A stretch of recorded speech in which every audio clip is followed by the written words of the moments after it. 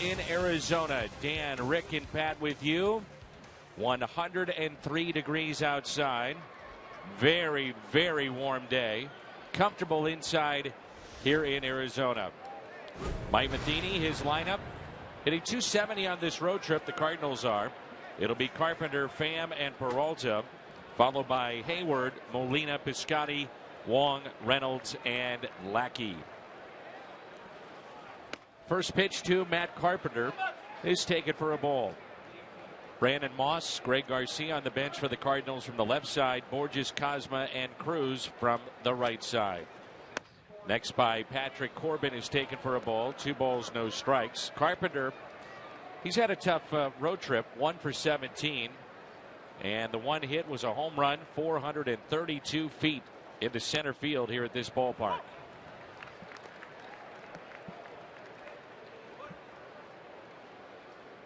And it's the Cardinals' first look at Patrick Corbin, who was an all-star in 2013, actually pitched in the all-star game and sat out all of last year with Tommy John. In fact, he got hurt the very last spring training game. He was set to be the opening day starter against the Dodgers in 2014.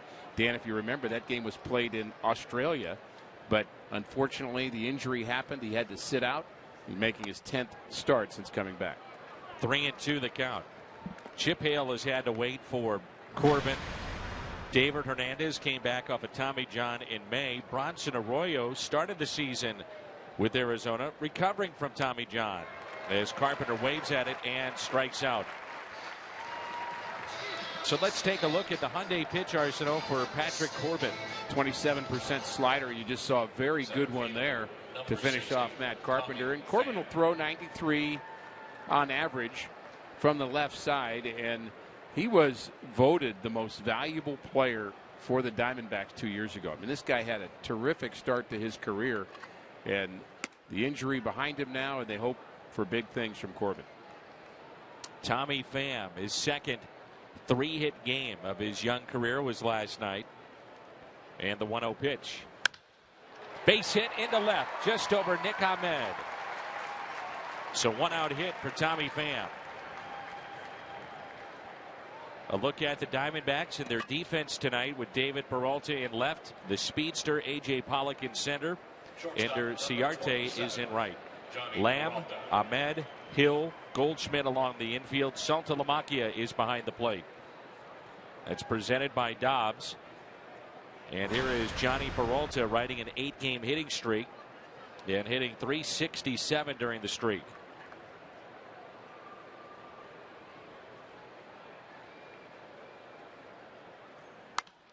Strike one. To further your point about Patrick Corbin and how much they like him, they also say he is a terrific athlete. He was a 2-sport junior college player in both baseball and basketball. Standing still underneath a rim, he can dunk it. They say he can dunk with a 360 style dunk too. They say he's just a tremendous athlete.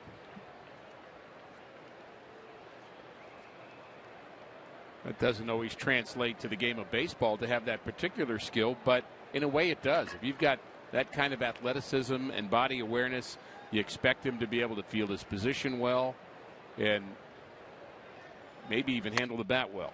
You just like athletes, prefer athletes. 1 ball, 1 strike. So when guys said, well, you're a pitcher, you're not an athlete. Well, that struck a chord on Rick, for Rick Horton. In some people's cases, you'd say, you're absolutely correct. Thanks for reminding me. And in other places, you'd say, well, I beg to differ. Yes. Take it low, 2 balls and 1 strike. Peralta, by the way, Dan, has been sitting on 16 home runs for quite some time. His last home run came on the 1st of August. But the average has been there. The RBIs have been there. Well, he flies out to left. Just got underneath it, out in front just a bit. Peralta makes the catch, and Pham back to the bag at first. And didn't miss that by much.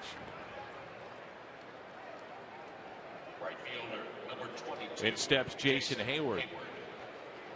Joe Strauss of the St. Louis Post-Dispatch had a very interesting article today in the St. Louis paper about just fan safety in general. We see, boy, if you're sitting behind the dugout, make sure you are paying attention. Scary situations this year at the ballpark. Well, those are two extraordinarily cute kids right there. And if there's a line drive in their direction, they are not going to have the ability to get out of the way, and no one is going to have the ability to get in front of them and help them if a ball's hit hard enough. And I'm just, that bothers me. It always does. And I think from a player's point of view on the field, they see it every night. I know Justin Verlander has come out within the last week and is starting to pressure Major League Baseball to do something about it. He says, I'm tired of seeing this every single night. 2 outs. Runner at first is Tommy Pham.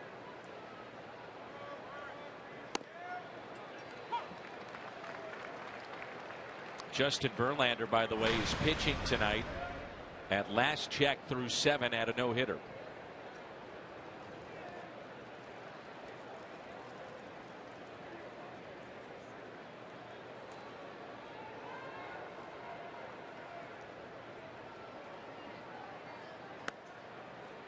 And a breaking ball and a strike to Jason Hayward, who's hitting .290 to lead the club. And in the second half, he is tops on the team in terms of average at .336. So he has really picked it up after a tough start to his Cardinal career. Here's an 0-2 pitch. And a strikeout of Hayward. 2 in the inning for Patrick Corbin. John Lackey to the mound when we come back. Followed by A.J. Pollock and then Paul Goldschmidt. Peralta, Hill, Lamb, Soltalamacchia, Ahmed, and the pitcher Corbin. That 9 will face Cardinals starter, the right-hander, the veteran, John Lackey of the Cardinals. John Lackey had his string broken in his last outing, and that string was 12 straight quality starts. And he didn't have a bad outing his last time out. He gave up 4 runs in 6 innings, but the 10-8 record, he did lose game 1 against San Diego on this road trip. A road trip, by the way, that the Cardinals have totally turned around after a bad start. Thanks to some very good offense. Absolutely. Verlander now a no-hitter through 8, so Jim Hayes and Jim Edmonds will keep you updated on that back home in St. Louis. So win number 10 last time out for John Lackey. 12th season in a row. He's won 10 or more games. Ender Inciarte is hitting .293.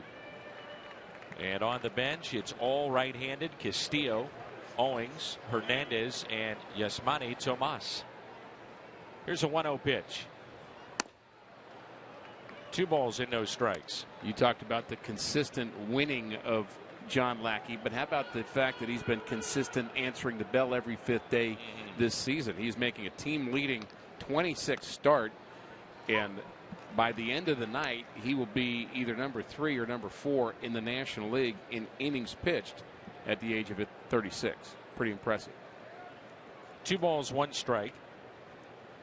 Inciarte lines it into left field for a leadoff base hit. What does John Lackey feature in 2015? It's the Hyundai pitch arsenal. 2 kinds of fastballs. He has a 4-seam and a sinker, and a couple of different breaking pitches, the slider and the curveball. He's going to use the slider more often. Don't see a changeup very often from Lackey, and primarily you're going to see fastball slider. Here's A.J. Pollock.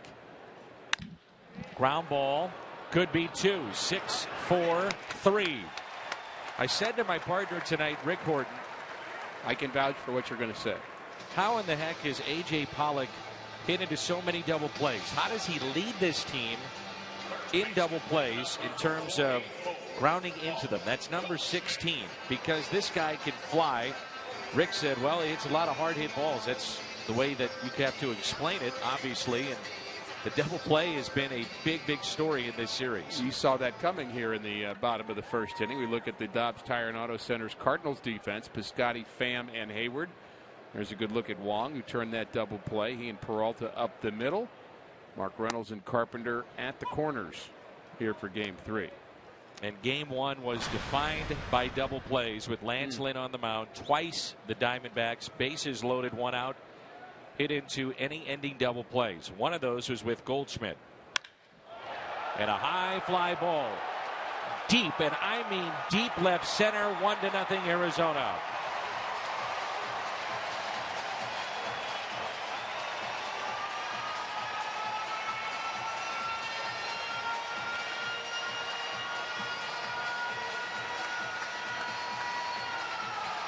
Number 25 for Paul Goldschmidt. The book on John Lackey has been, and we've noticed it the last 3 starts especially, swing at that first pitch because he's going to throw you a strike and then expand the zone beyond that. Well, Goldschmidt hopped on that. Good thing the double play preceded that blast, and that was a blast, Danny. He is 6th now in the National League and tied with Anthony Rizzo with 25 home runs. League leader is Bryce Harper with 31. And that's a base hit into right field. So 3 hits in the inning. As David Peralta is aboard with 2 outs. This is a good offense. They swing the bat well. Peralta now 6 for 7 in this series. Again, jumping on a pitch early in the count against Lackey. That's the deal. That home run, by the way, appeared to me to hit off the facade that's kind of on the same level as the bottom of the center field scoreboard. I mean, that was way out of here. Be anxious to hear a distance on that home run. Here's Aaron Hill. He's hitting .340 in his last 15 games, and you talked about it. This offense is rolling, but yet the Cardinals have won the first 2 games. You can make a case the Diamondbacks are the hottest team in terms of offense in all of baseball, up and down their lineup.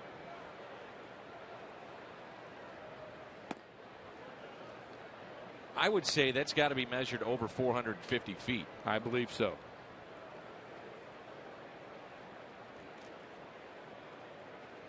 Justin Verlander has lost his no-hitter. Gave up a double in the 9th.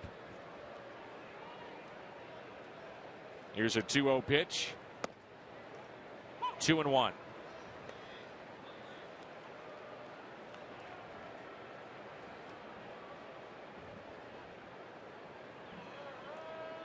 And this is a team that not only is hitting well, but very aggressive in terms of base stealing coming into this series. We showed you how Yachty has shut that down against Arizona since 2005, but here in 15, number of players in double figures and stolen bases for the Arizona Diamondbacks. Yeah, I don't want to take anything away from the Yachty factor in those low totals of stolen bases, but the Cardinals have beaten Arizona 11 of the last 12 times as well. So you're talking about a team that's playing behind, probably not going to run a whole lot. And they certainly have it in this series, but you give them a lead, maybe they will. A foul ball, so Hill is still alive. The Cardinals, I think what's defined them in the 2 games, and a lot of things have gone right for them, but they have been so aggressive on the bases and really have set the tone in this series. Chip Hale's comments after the game yesterday was that the Cardinals have just been so aggressive that they've kind of run Arizona right out of 2 games. He said, quote, "These 2 games were bordering on getting embarrassed by their aggressive play." That was Chip Hale. Well, when Yachty steals third, when you get a stolen base standing up, when you get guys taking extra bases first to third as Matt Carpenter did, and then Pham following him to second base as the trail runner, and those things tend to feel embarrassing. Of course, you got to give credit to the Cardinals for making it happen. 3-2 is yanked down the left field line and foul. As Hill checks his bat to make sure it's not cracked. Well, Yachty controls the running game, but one of the things he does, he calls the pitch, but he's visually, look at his eyes, he's checking out the runner too. Of course, he's not losing his attention on John Lackey, but you have to be able to have good vision to be a catcher. You are controlling more than just what the pitcher is doing. You're controlling the running game. If you see something defensively you don't like, the catcher sees more of the field than anybody else does. 3-2 pitch in the air, out to left, Piscotty in front of the track and makes the catch. The Diamondbacks pick up an early lead. Home run number 25 from Goldschmidt. Earned run average by far in baseball, and you just want them to continue to do what they've been doing. Slow roller up the third base line, and Corbin throws it away. First error on the season for Patrick Corbin, if they give him an error. Very well could be an infield hit for Yadier Molina, as Corbin had a little bit more time than he probably realized. Well, it's become almost epidemic.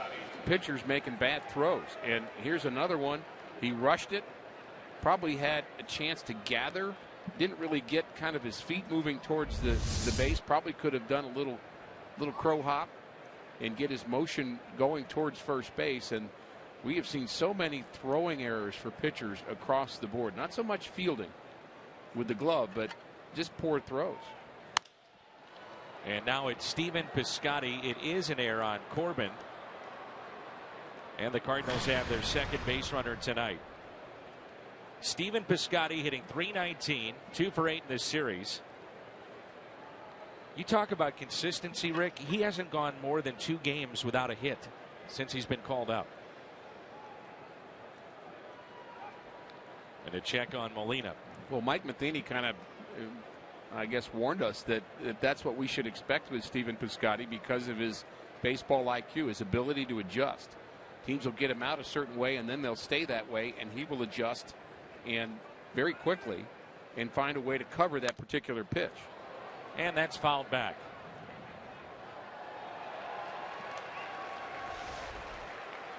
Stepping in and stepping up. That has been Stephen Piscotty since July 21st. First in average, second in OPS, second in extra base hits, tied for second in RBIs. Put different dates on that, keep the same kind of graphic on it, and put Randal Grichuk in there, and we could probably throw the numbers around a little bit differently, but that's exactly what he did prior. Stepped in and stepped up. You know, Grichuk is a name we're not saying a lot right now, obviously because he's out, but the value that Grichuk brought to this team this year, very high. Very needed. 0-2 the count. And the next to Piscotty. The check swing, he did go. Molina to second, and that's into center field. So Yadier Molina again taking advantage of the catchers here in Arizona tonight. It's Jared Sotomayor. A wild pitch is charged to Patrick Corbin on that play. So the ball's in the dirt. Piscotty can't handle it, can't keep the hands back, but Yadi sees that the ball's in the dirt, reads it quickly. Really not a bad throw. Probably could have been handled a little better in the middle of the infield. And if caught, perhaps Yadi would have been out. But you like the fact they're aggressive. Of course. Here's Colton Wong. And Wong skies it into shallow right field. Inciarte calling out the second baseman Hill for out number 2. Mike Matheny was telling us before the game about the importance of the team being aggressive on the base paths and taking some chances. He's been preaching that. He said from day one of spring training that we needed to get more aggressive on the base paths. And I think that has been borne out with what we've seen on the field. And he said very directly to us today, it means that there's going to be times where guys are out. And we're going to say, way to go. And everybody else may say, well, wait a minute, that was too much of a chance. But we would prefer that pressure on the base paths instead of just going station to station, as the team did at times a year ago. Now it's Mark Reynolds, who is 2 for 8 in this series. Molina, the runner at second base. Pretty good arms, if you're wondering, in the outfield for the Arizona Diamondbacks, in particular in left with David Peralta, who was a former pitcher in the Cardinals system.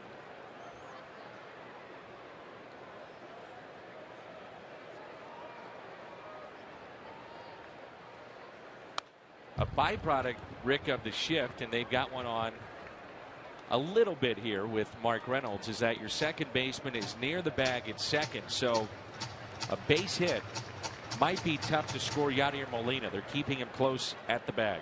Well, you also have 8 assists with the right fielder in Ciarte. You talked about their arms, but that tells me he's pretty good at charging the ball and getting rid of it quickly too. It's not just the arm strength, it's the mechanics of being an outfielder.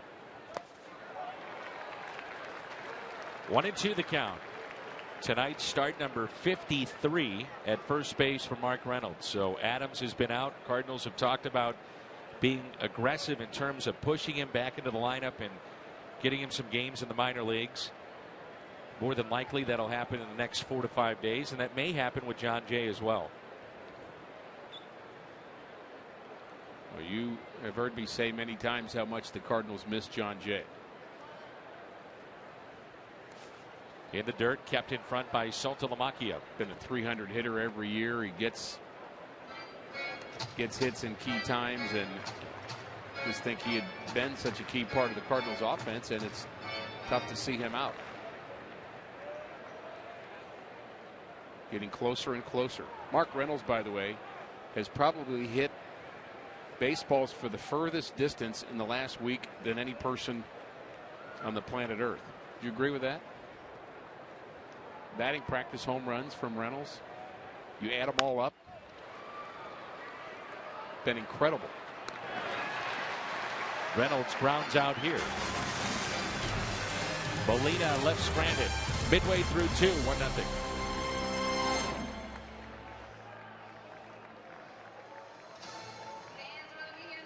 Was the one that really was the aggressive guy last night twice. The first inning, the fourth inning, he went first to third and later scored in both of those innings.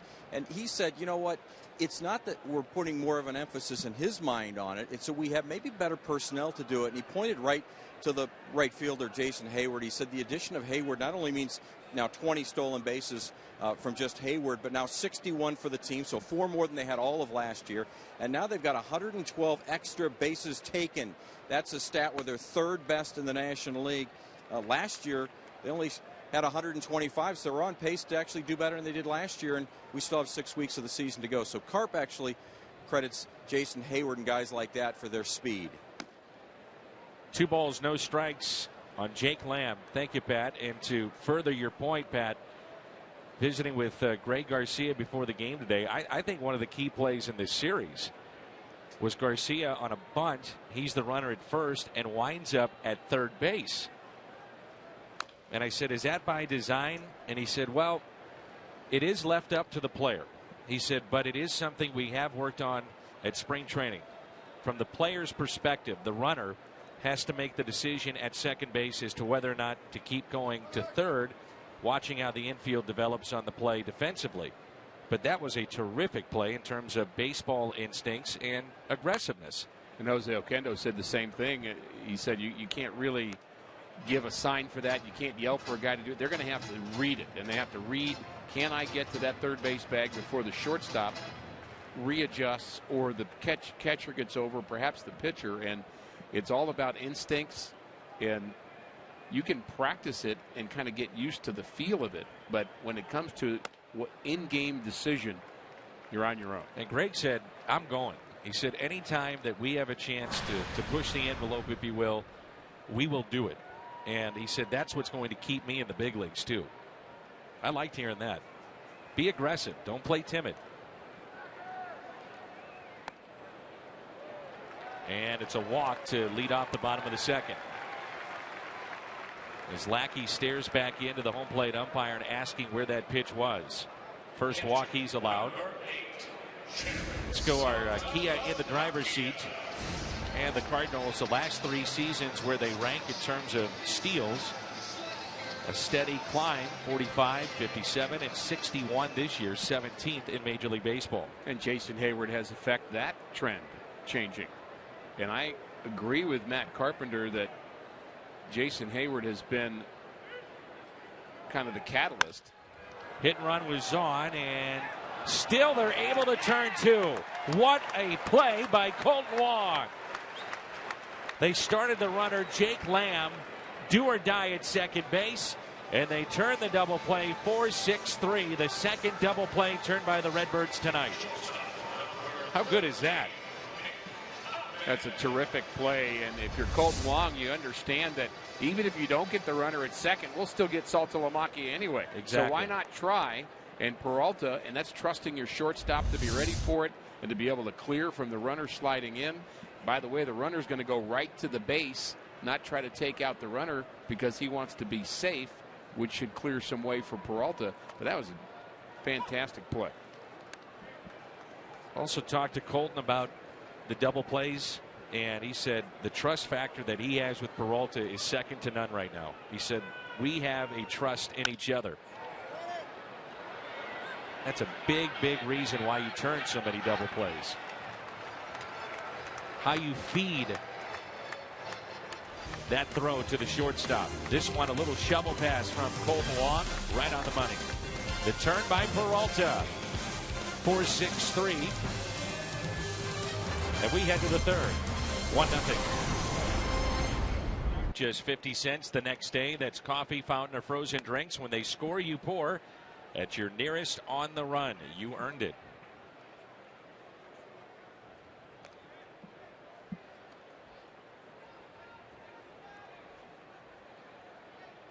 There's John Lackey, and then the top of the lineup for St. Louis.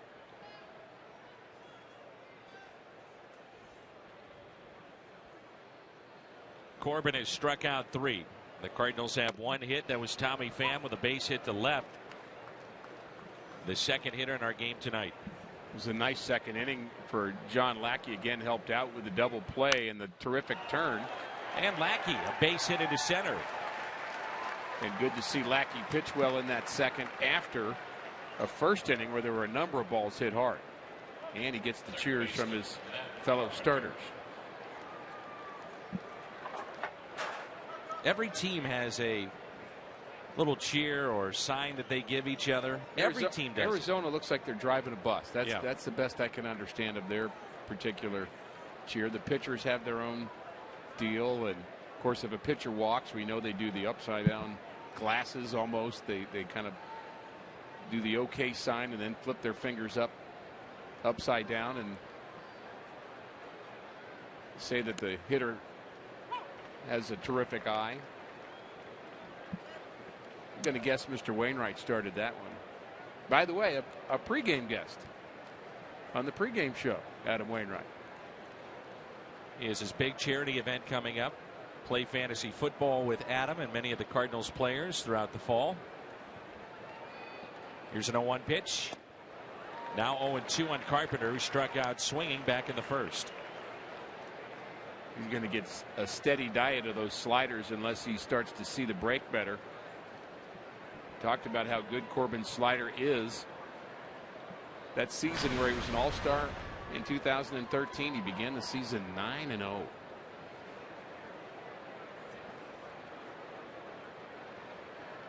Oh, 0-2 the count on Carpenter.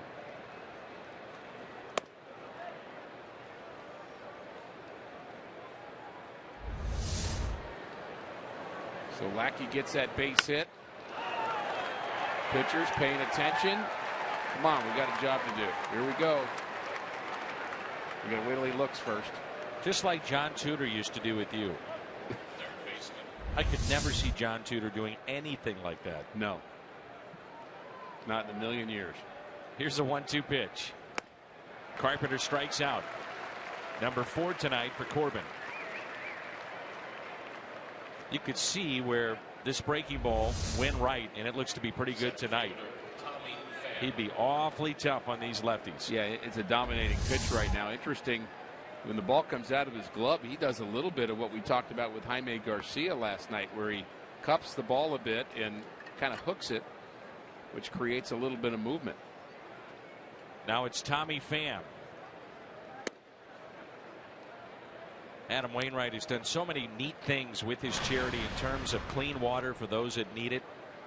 And former Cardinal Kyle McClellan just came back from Haiti. He also has been involved with Adam in projects there and building homes and facilities for children, clean water.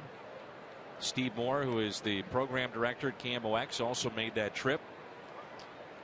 Kyle was back at the ballpark last week, had a nice visit with him, and changing lives. Neat stuff. The 2-0. 2 balls and 1 strike.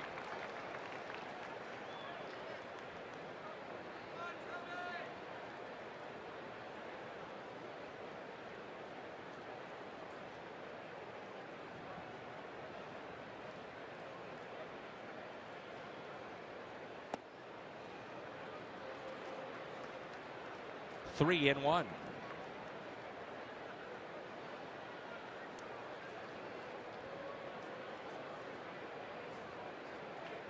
Corbin was originally selected 2nd round out of a junior college in Florida by the Angels.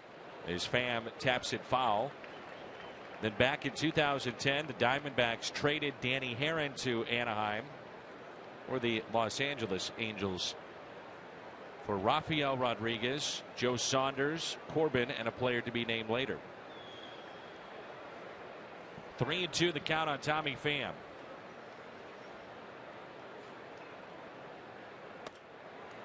And it's a walk, his first walk issued. And it brings in Peralta. You can follow the Cardinals with MLB.com at bat. It's the #1 app for live baseball, in-game highlights, live look-ins, replay reviews, radio broadcasts, StatCast, and more. Get MLB.com at bat for your smartphone or tablet.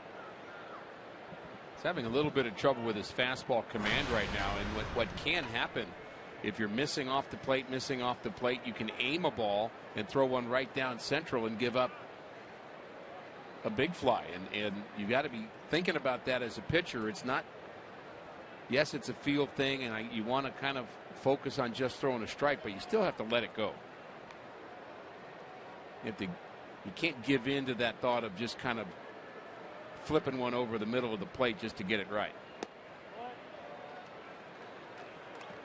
We talked to the Diamondbacks folks. We asked them, that those that cover this team day in and day out, why is Corbin so good? And he made a big jump, as you talked about, the 1 year starting 9-0, and they said the slider. They said with his slider, it was like watching a different pitcher from 1 year to the next. And then he has said he had to make the adjustment from minor league baseball to the major leagues with that slider, and it's a very good pitch. Yeah, and all the comments about him with all of this great promise that he has, and that all-star season, that he's just a down-to-earth, humble guy too. You always love to hear that about a young player. He's just 26 years of age, but in a sense younger than that because he had to miss a whole season. So perhaps he's got more bullets left in that arm now that he's had Tommy John.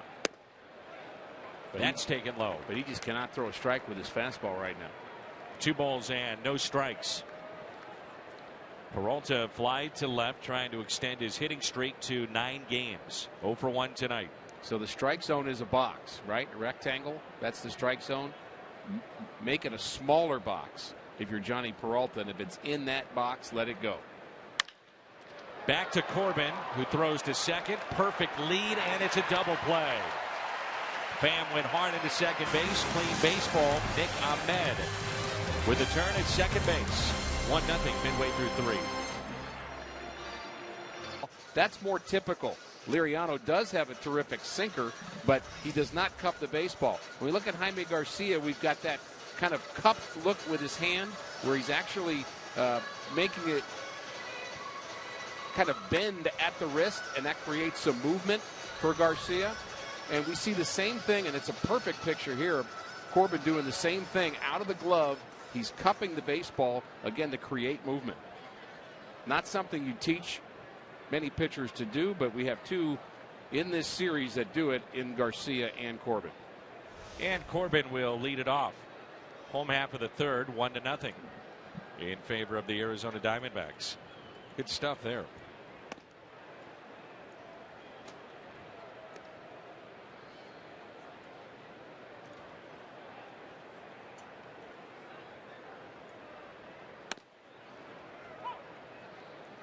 My understanding is that Joe Garagiola will join us, former Cardinals broadcaster and player. Now 89 years young. He'll be joining us at some point tonight. They have a theme night going on here at the ballpark with Fox Sports Arizona, talking about catchers, and hopefully we'll have the chance to visit with Joe coming up. Corbin a base hit into right.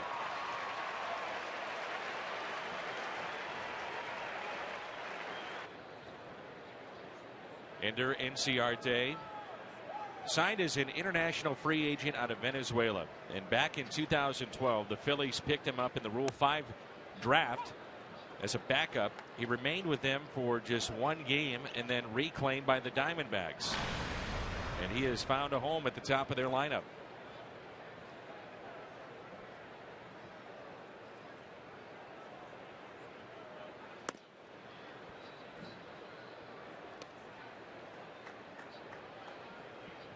Double play has been a big factor in the last week of Cardinal games, and in some cases we've had games where the inability to turn the double play has been a factor, but we've already had 3 in this game. Out to right field. There goes Hayward, and he's got it. Makes the catch up on the track, and back to first goes Patrick Corbin. It's a hard hit ball. Been a number of balls hit hard. I love the gracefulness of Jason Hayward in right field. He doesn't panic. Sometimes you'll see an outfielder panic when they don't get the right route, and he just kind of glides.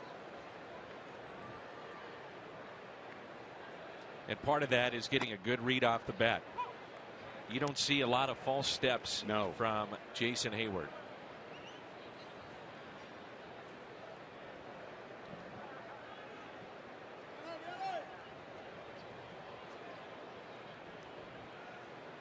How many double plays for Pollock, Dan? 16. I was just curious. Hit into a 6-4-3 double play back in the first inning. Well, leads the league in runs with 89. Yeah, you were bringing that up because he scores so many runs. He has 33 stolen bases. He's just having a good year on the base pass, but oddly has hit into all those double plays.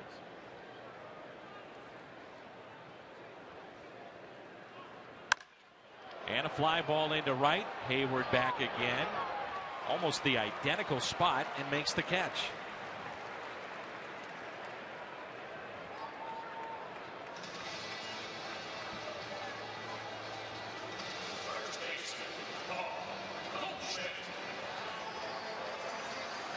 I'm sure there's not many, if any, in the league that you would advise to say, look, with a man at first,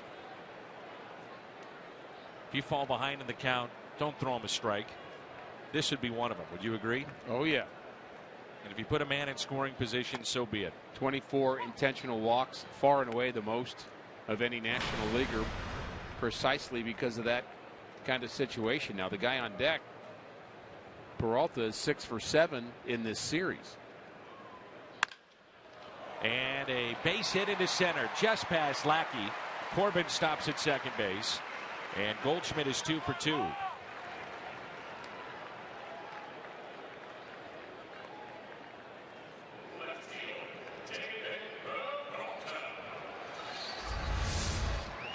Yachty's setting up on the outer half. He wants that sinker there, and when Lackey drops down, not only does he drop down, but the arm angle causes the ball to slide back over the inner half of the plate where Goldschmidt can handle it. I do like the fact that Lackey will show you different arm angles. Got some wisdom, and part of the wisdom is they're swinging at a lot of first pitches. Maybe we need to start somebody off with a curveball. First man in scoring position for the Diamondbacks tonight. Outside of the home run for Goldschmidt, the double plays have erased any type of threat that the Diamondbacks have had early on. 1 ball, 1 strike. So Corbin, who singled to right, stands at second base. There's Goldschmidt. There's 2 outs. Peralta singled to right, first time up. On the inside corner.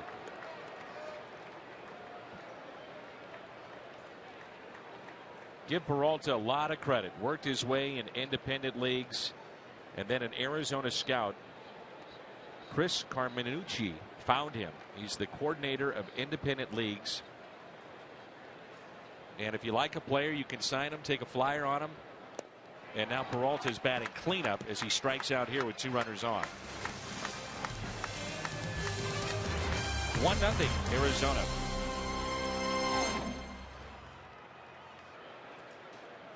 Somebody went to an awful lot of trouble to make that sign, didn't they? Mm-hmm.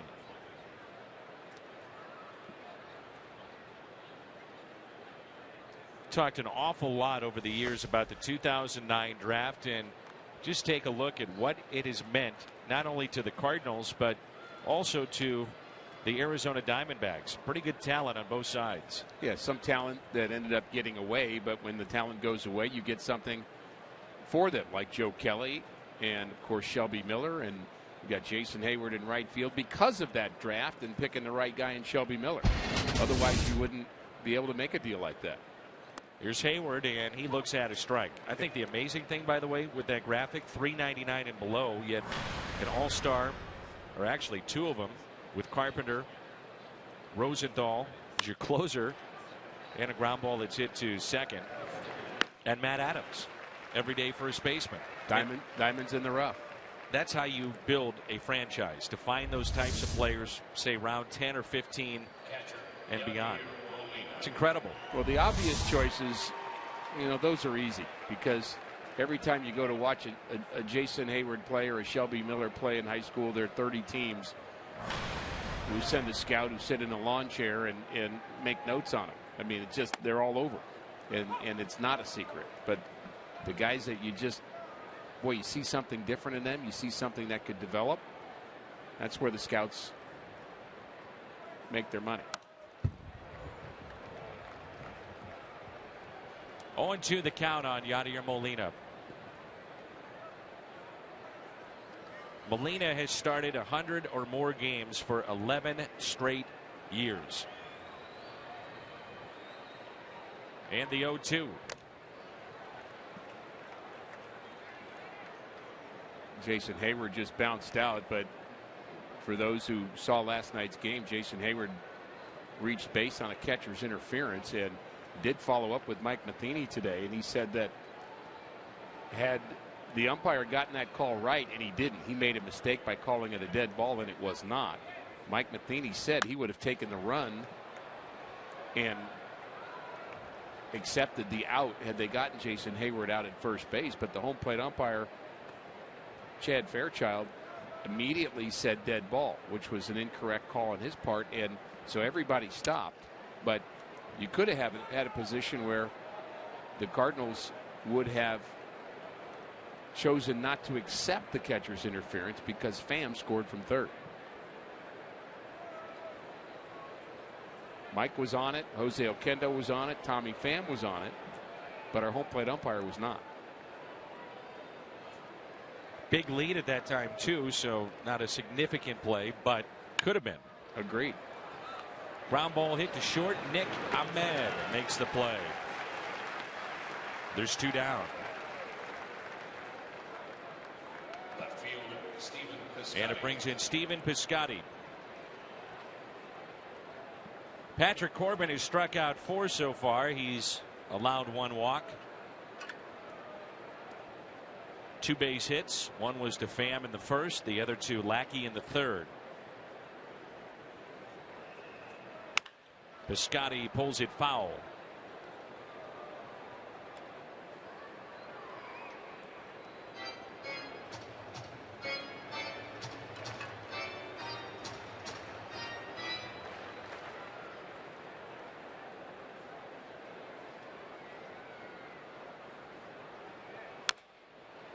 Oh, and 2.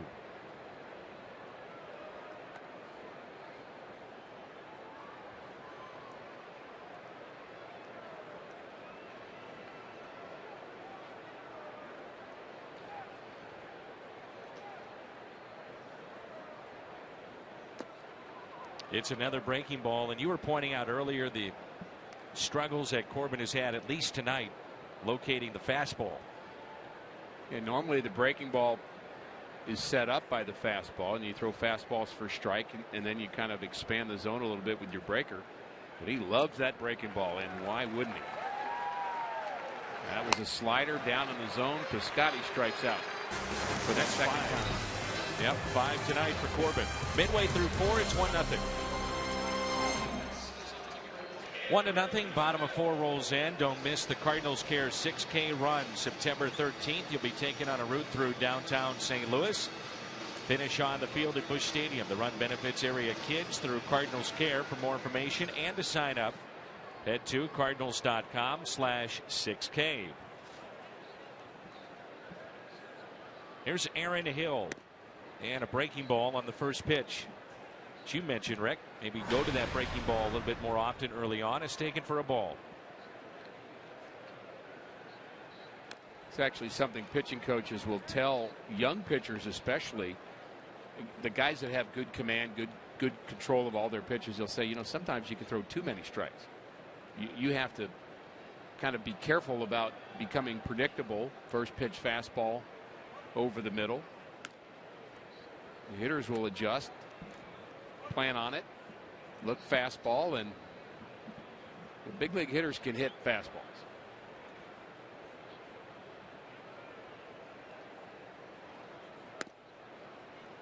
Three and one.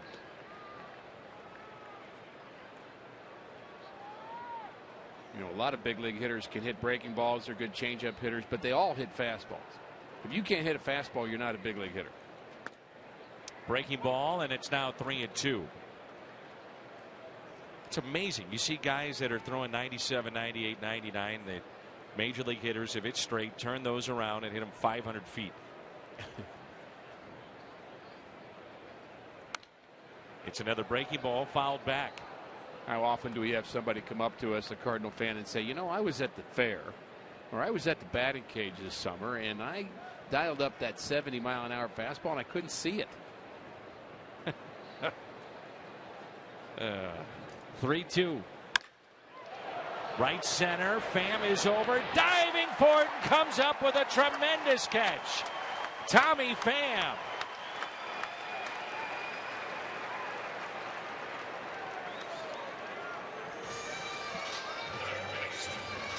Pham made a nice play at home during the successful 6-3 homestand. And he lays out here in right center field, and if he doesn't come up with that, that's a double at least, probably a triple. That's a big help for your starting pitcher, John Lackey. A lot of balls hit hard off of John Lackey. Absolutely. He's not really phased too much, though. But 2 starts ago, you may remember, against Miami, a lot of hard hit balls early on. Right. And then you look up and he's 7-8 innings deep, a chance to win, and that may happen here tonight. 0-2 the count on Jake Lamb, who walked his first time. Lackey has walked 1. What a tremendous catch that was moments ago by Tommy Pham. Big gap in right center. That's fouled back.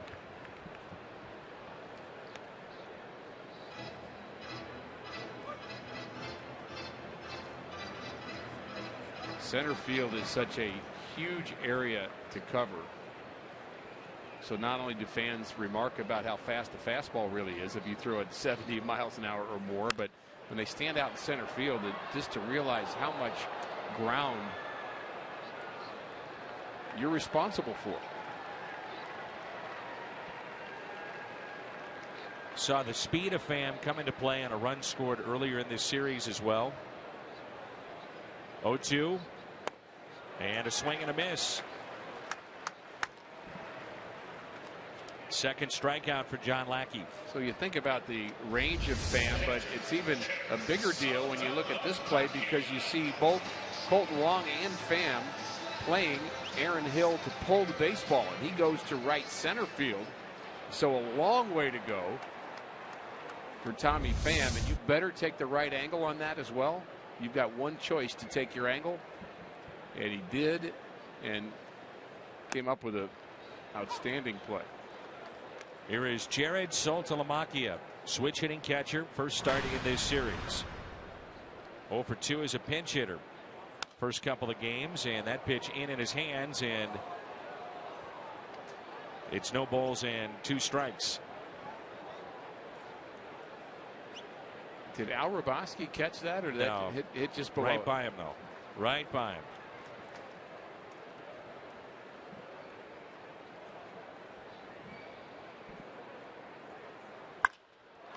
That ball is hammered on a pitch that was up. Hayward over, looks up, and it's off the base of the wall. Saltalamacchia trots into second base with a stand-up double.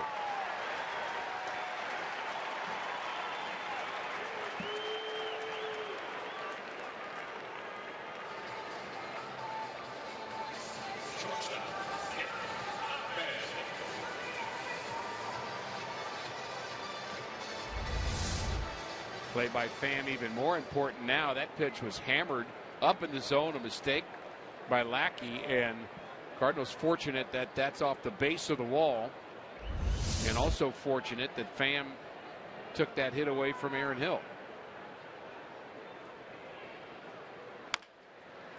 And that's chopped foul off the bat of Nick Ahmed.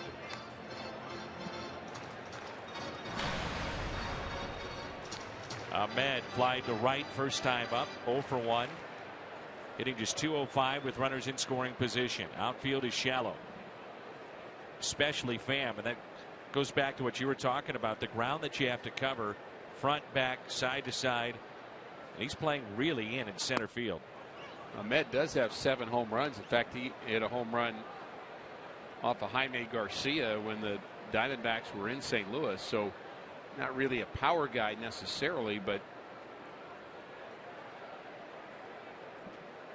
Pham really challenging him to hit the ball over his head. And I'd rather have that. If you're going to hit a line drive over the center fielder's head, from a pitcher's point of view, give him credit. Say the hitter earned it. A little bloop single to center field, I want my center fielder to be thinking out at the plate. The 2-1 pitch to Nick Ahmed. Popped up as Lackey dropped down. Looks to be playable. It is, and the catch made by Carpenter. Diamondbacks strand a runner in scoring position. Tremendous catch. Tommy Pham. 1-0 Arizona.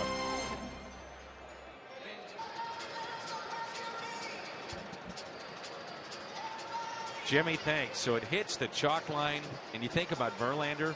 He has had so many near misses. Now he's gotten them too, but boy, he's taken a lot of no hitters into games late. Hitting the chalk line makes me think of Carlos Beltran. Sure does. And a no hitter. Johan Santana, the only Mets no hitter in franchise history.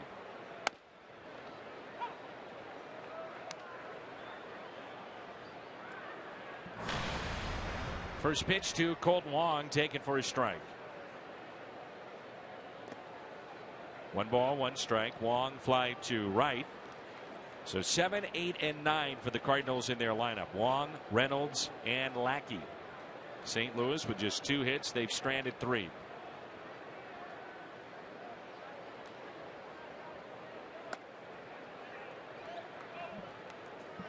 In general, give me your thoughts on watching so far 4 innings of Patrick Corbin. Well, I think everything he throws moves. I think his slider is a plus pitch.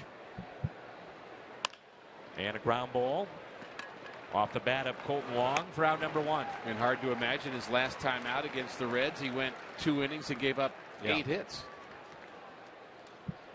Get ready for hockey. It is almost here.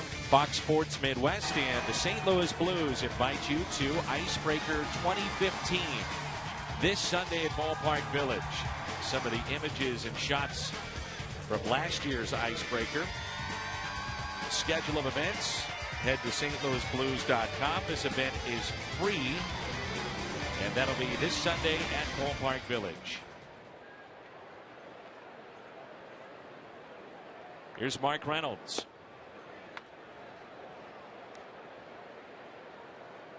Reynolds grounded out to short first time up.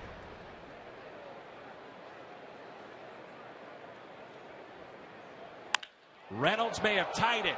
Line shot, and we are tied. Home run, Mark Reynolds, number 11. A solo shot gets out in a blink of an eye. Third hit for the Cardinals, And we're tied up at 1.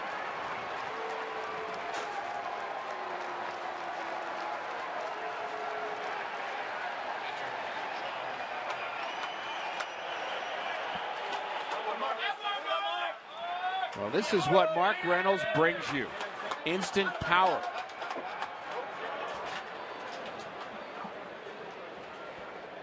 We've seen him hit some sky shots. This one a little bit different off the bat of Mark Reynolds. It was a missile. Was out in a hurry. 107 off the bat of the Cardinal first baseman. 0-2 the count on John Lackey. We singled to center his first time up.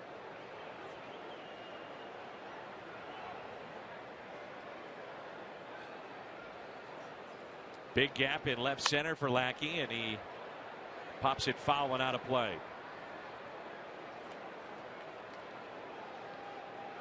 I think it's been a frustrating year when you look at the strikeouts with Mark Reynolds to an extent, but this is who he is. Yeah. And the role that he was supposed to have with this club was to come off the bench. As Lackey strikes out, number 6 tonight for Corbin. Go back to the home run. Number 11 for Mark Reynolds. We mentioned he's hit some tape measured shots during batting practice this entire trip. He's just been locked in. And Corbin knew it, and I think Reynolds knew it right about now, too. That ball was smoked. Not one of those tape measure shots, but I wouldn't want it to try to catch that ball in the bleachers. No. That's one where you just kind of let it hit a seat and go pick it up. Or let it hit somebody else trying to catch it and then go pick it up. Breaking ball and a strike to Carpenter, who is 0 for 2. Corbin has walked 1. He has struck out 6. Cardinals have been out hit in this game 6-3. 0-1 pitch. Now 0-2. He's had Carpenter's number here tonight. He is not reacting well to the slider, and he's just going to get a steady diet of those till he does.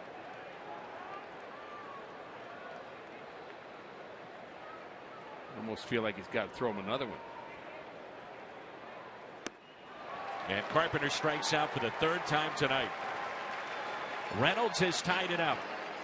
Home run number 11, RBI number 41. A line shot into the seats, hit left. Midway through 5. New game, 1-1. Courtesy of Maryville University. Tickets at cardinals.com/promotions.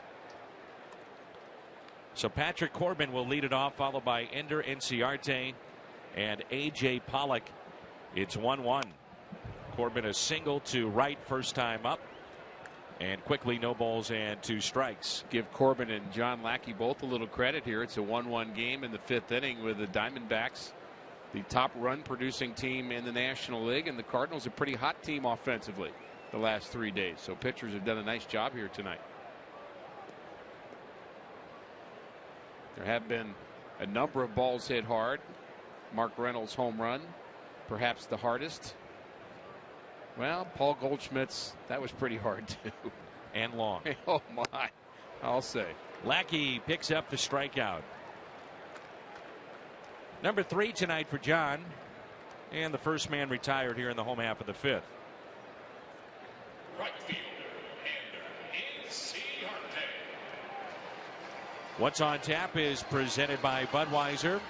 Again, we'll come your way tomorrow at 8. Wrap up the series with the Diamondbacks, Martinez and De La Rosa. Carlos 12-6, De La Rosa 11-5. Come your way at 8, and then we're off to San Francisco. Ender Inciarte is single to left and also lined out to right.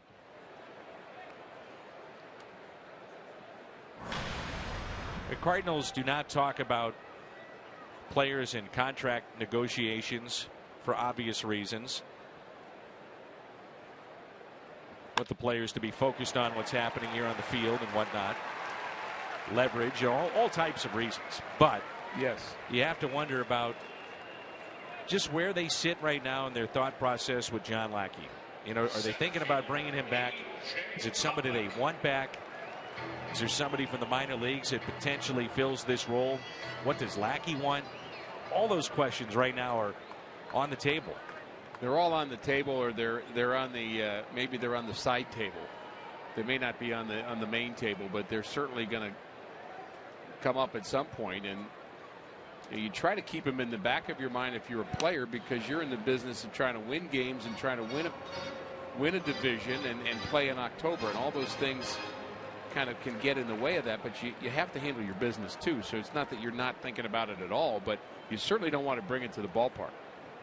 Even the guys that could handle that conversation and still focus, if you're talking about it or the team's talking about you, maybe there's one of your teammates who can't handle it. That's why it's always a bad thing in my mind to talk business openly during the season. We had a young player, came to the big leagues, was complaining the first week of the season about his contract, and a coach, I happened to be standing there, a coach got right in his face and said, look, you signed the contract. I don't want to ever hear you say that ever again.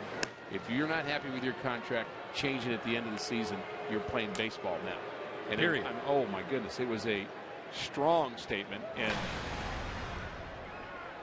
kind of got to hear that whole comment, and it was true. It was a absolutely true, and exactly what that player needed to hear. One out. First pitch to Pollock. Take it for a strike. Cardinals have turned 2 double plays tonight. One of those off the bat of Pollock back in the first. Lackey was telling us this will not be his final season. He does want to play beyond 2015. And he's probably making himself a pretty nice payday upcoming.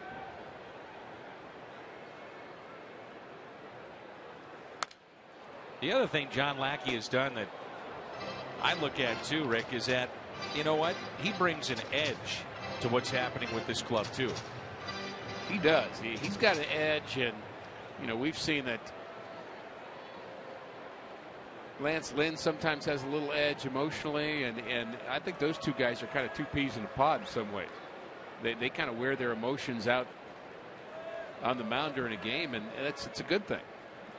By the way, that last foul ball may have been caught by Joe Garagiola. Could it be 2? Wong spins. The throw by Peralta. Double play. 4-6-3. How good was that? Started by the young second baseman of the Cardinals. The second time that Pollock is hit into a double play. The spin by Wong. The perfect feed. Inning-ending double play. Visit Cardinals.com/promotions. Cardinals have turned 3 double plays tonight. Here's Tommy Pham, who has been on base twice with a single and a walk. Boy, I love that play by Colton Wong moments ago. Oh. Well, he's been a part of 2 of those double plays. Actually been a part of all 3 of them, but started 2 of them, and one was a terrific play on the backhand. The other one was kind of a gutsy play on a hit and run, and really had a nice defensive game. And you know, we've talked about Colton sometimes putting so much pressure on himself, and that pressure can manifest itself at the plate and in the field. I guess I would say and or in the field. He had a nice night offensively. His first game back after a couple of days off, had 2 hits last night, and he's made a couple of good plays today, so good to see. And a leadoff walk for Tommy Pham. Second walk he's received.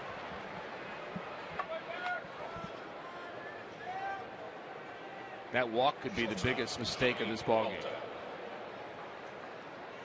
DraftKings.com, the promo code cards. We're looking at the highest stolen base percentage in the National League this year. Hayward at 91%, Hamilton, Pollock, and Goldschmidt. Enter the promo code cards. Johnny Peralta hit into a double play. He's also flied out to left. If you're the Cardinals, do you think about starting Tommy Pham here and get something going? You've seen that Corbin's been tough on the lefties. You've got Hayward on deck.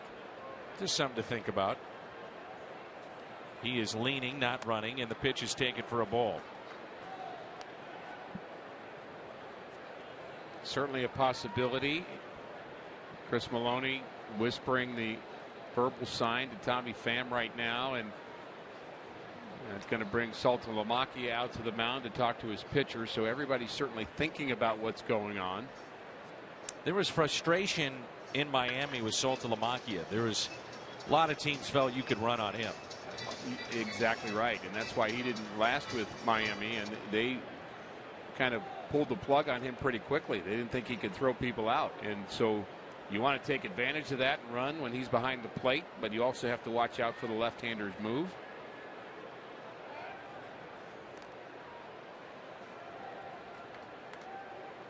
The key to a good move with a lefty, what was it for you? You had a great one. Well, I think part of it is you set up your best move. You don't always show your best move. You kind of give them the half move, and then you kind of follow it up with something a little nastier where they kind of think you're going home.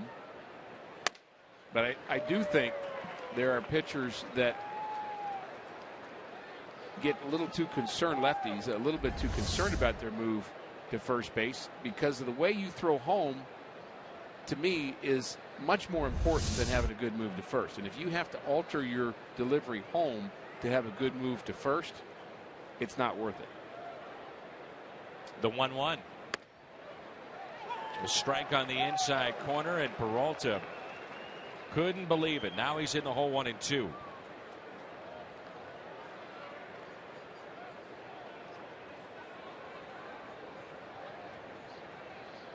Having a good move is also a matter of deception sometimes. What you do with that front knee, picking it up. Ooh. Corbin went right back to that spot. 2-2 the count.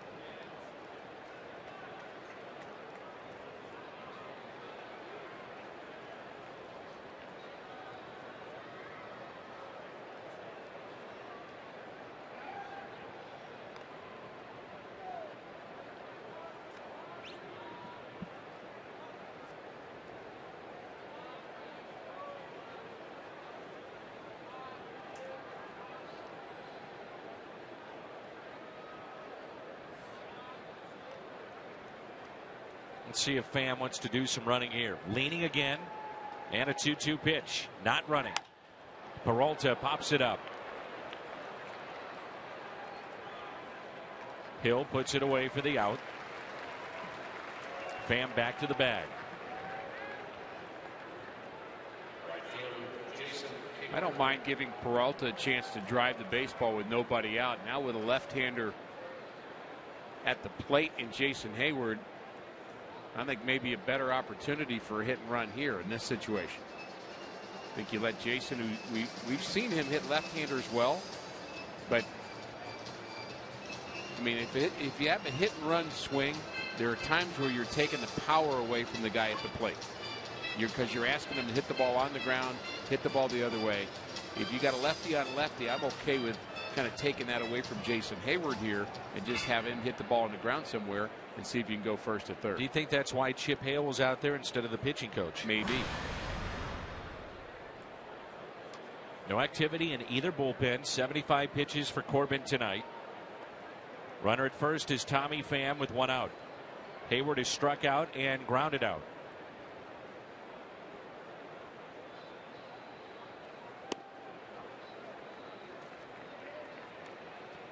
Good time to do it right here. 1-0.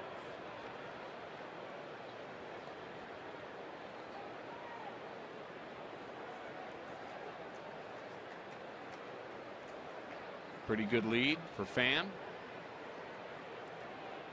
Not running, and it's now 1 ball, 1 strike.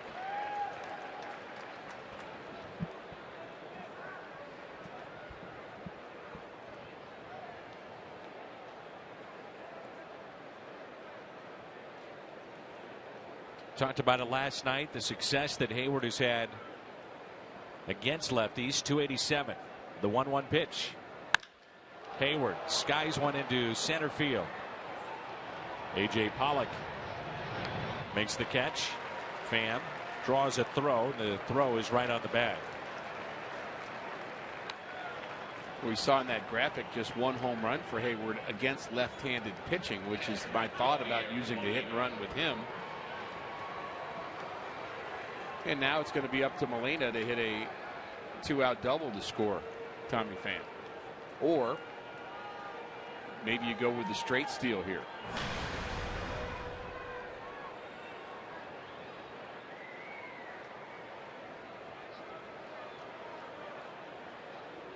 Shade Molina a bit to the opposite way. 2 outs. Runner at first is Pham. First pitch to Molina. Take it for a ball. Steven Piscotty is on deck. Are you surprised we haven't seen Pham in motion?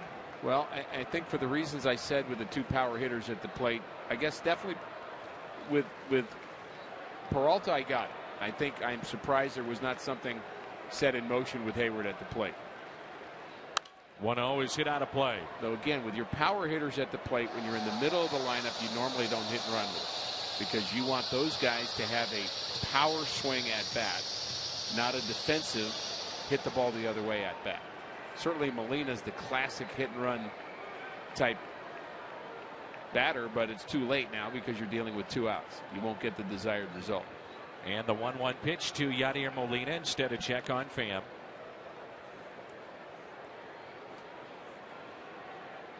Pham only 1 stolen base this year in 1 attempt.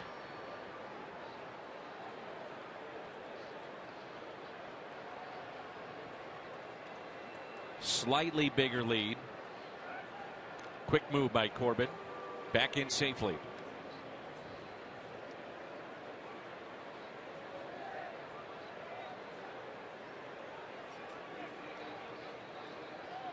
Hernandez begins to throw. David Hernandez, the right-hander, and the D-backs bullpen outside. Dan, we are not privy to the Cardinals' signs as far as stealing bases, nor should we be. But we do know that most teams will use, and the Cardinals are one of them, will use kind of a must-go steal, and then there's a you can go if you get a good jump. And sometimes you realize the player's not going, not because the steal's not on, he just doesn't feel it. The 2-1 fly ball into right center. Pollock is there. Leadoff walk, and Pham stranded at first base.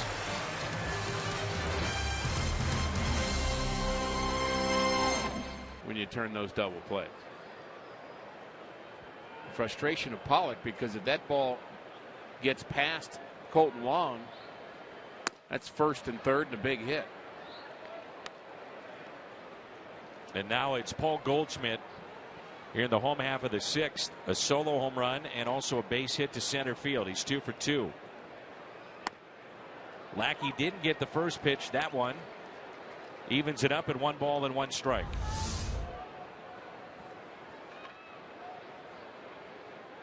Seems like he's throwing more breaking balls tonight. Would you agree? Yes.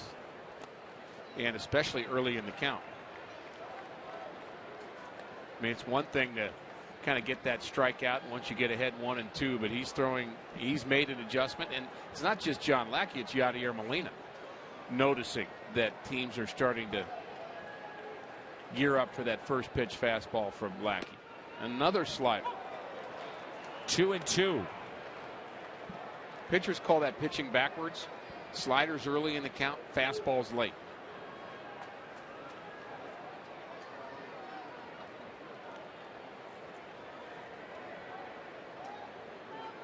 He wants another one. And he got him. Strikeout number 4 for John Lackey. Choose Nissan.com. Drive of the game. Paul Goldschmidt, a long solo home run back in the first inning. And then it was Mark Reynolds, the former Diamondback, with a line shot clearing the wall and left. This game is tied at 1. We'll see Reynolds again in the top of the 7th. The Cardinals will have Piscotty, Wong, Reynolds, and then Lackey's spot. Look how comfortable Johnny Peralta is on that play. I mean, that is as smooth as it gets at shortstop. Anything he gets to, he makes the play for the most part. Often maligned for not having great range. But this feels like a base hit if you're John Lackey, but it's not. There's Peralta. Perfectly positioned. Notice he's playing him to pull. The good hands. Peralta's got an underrated arm, too. He's got a very accurate arm. I would say, I mean, it's not a plus arm, but I would say it's a good arm, but a very accurate arm. And when he needs to let it fly, he does. Going back to your point, you pointed it out early in the game. Lackey, first pitch, breaking ball, check swing by Aaron Hill. And again, the reason I call it pitching backwards is that, guys are going up there geared for the fastball. So you're going to do the opposite. You're going to throw the breaking pitch early in the count and see if you can get them off balance, maybe hit the ball on the ground, maybe take a strike. And then once they're in protect mode, you get to 2 strikes, then you show them the fastball because they're waiting back and perhaps they're late on your fastball. And the 0-2 pitch. Lackey thought he had strike 3. He was headed to the dugout. Tried to tie him up with a fastball. And you saw the previous pitch late on the fastball. 16 of 23 first pitch strikes. Ground ball. Here's Peralta. Quickly to first, and the pick by Reynolds. The Cardinals defense coming through again tonight. Very nice play by Mark Reynolds. And it doesn't seem to be a play that will be reviewed by Arizona. The pick by Reynolds, clearly out. Donate $1,000 to the Make-A-Wish Foundation. We had a winner last night, and we have a new pitcher in. This is David Hernandez, our Chevy called to the pen. Another pitcher recovering from Tommy John. He was back in May. And so he will get Stephen Piscotty, Colton Wong, and Mark Reynolds.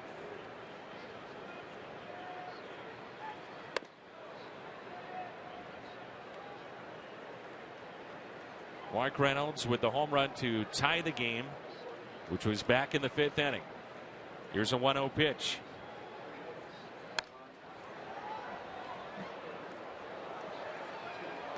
Piscotty, Adams, Carpenter, Craig, and Freeze. BJC Healthcare difference maker. The last 5 with 20 or more RBIs in their first 30 career games. Here's a 1-1. And Piscotty sends it into center. Leadoff base hit. So again, the Cardinals get the leadoff man on. This time, Stephen Piscotty, 1 for 3.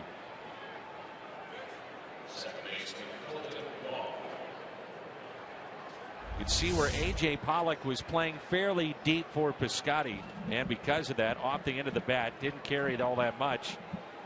And with that, the leadoff man is aboard for St. Louis. Here's Colton Wong, who is 0 for 2. The Cardinals get Corbin out of this game. Let's see what the Cardinals want to do with Wong, and with the way things have gone for him, and yes, good game last night, couple of hits, RBI, extra base hit with a double. Do you think about the bunt here? I'm not sure I'd bunt here. I prefer letting him swing the bat. Maybe too early. If it's a 9th inning, maybe yes. But still plenty of baseball left here tonight. 3 more innings to go. I'd play for a bigger inning. I'd be more inclined to have a hit and run with Colton Wong. We've been calling for one of those, and at some point we're going to see one. Here's a 1-0 pitch. 2-0. Reynolds, who homered back in the 5th, is, by the way, 4th all-time in Diamondbacks franchise history in home runs with 121, the all-time leader. Luis Gonzalez at 224.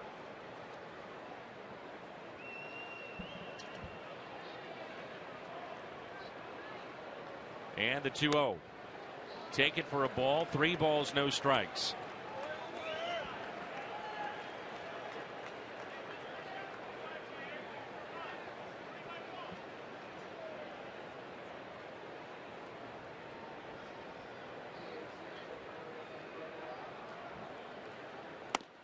Strike 1. David Hernandez with 67 holds, most all time among Diamondbacks pitchers. Missed all of last season. Tommy John surgery, as we mentioned, and is not allowed to run in 6 of his last 7 outings. The 3-1. Now 3-2. Definitely has the plus fastball, and when he's not injured, he's durable. 70+ games.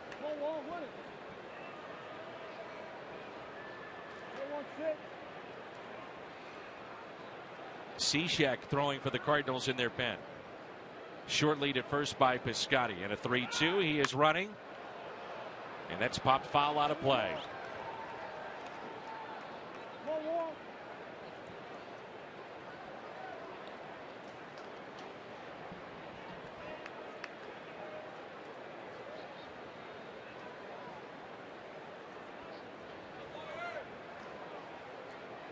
Leadoff base hit by Stephen Piscotty. And a check on him.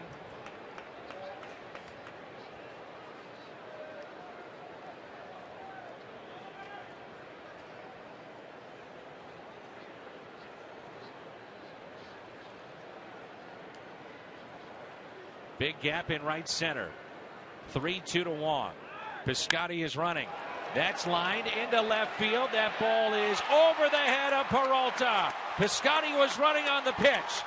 Rounding third. Relay to the plate. Wong delivers. Cardinals go on top. It's 2-1.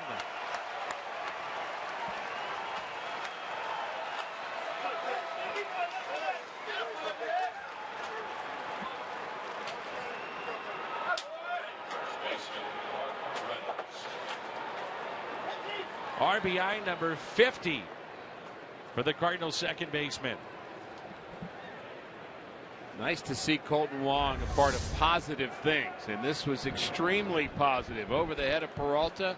That ball was hit on the line, and Piscotty running on the pitch, waited a bit as he's rounding second. Then he saw Peralta wasn't going to catch it, and as a runner you go just far enough to know if he doesn't catch it, I can score.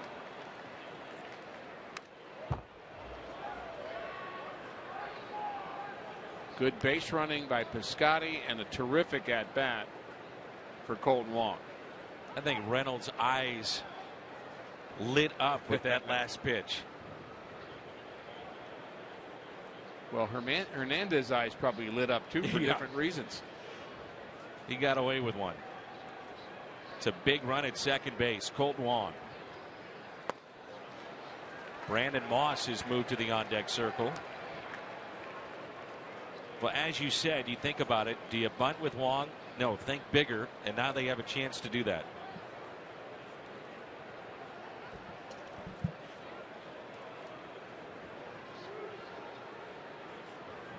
Wondered about Colton Wong maybe making that a part of his arsenal a little more anyway. Bunting. You know he's got the power potential. Good to see him get an extra base hit. Hasn't had many of those lately. Reynolds strikes out, first out in the inning. The Cardinals will pull back Moss, and Lackey will hit for himself. The Mazda game summary: 2-1 Cardinals. Lackey now still in the game. 6 innings, 7 hits, 1 run. Reynolds 1 for 3 with the solo shot. Corbin, the starter for Arizona, 6 innings and 3 hits. Paul Goldschmidt, a long home run, number 25, back in the first. So if Wong gets to third, Moss hits, and in this case John Lackey now with Wong at second and 1 out.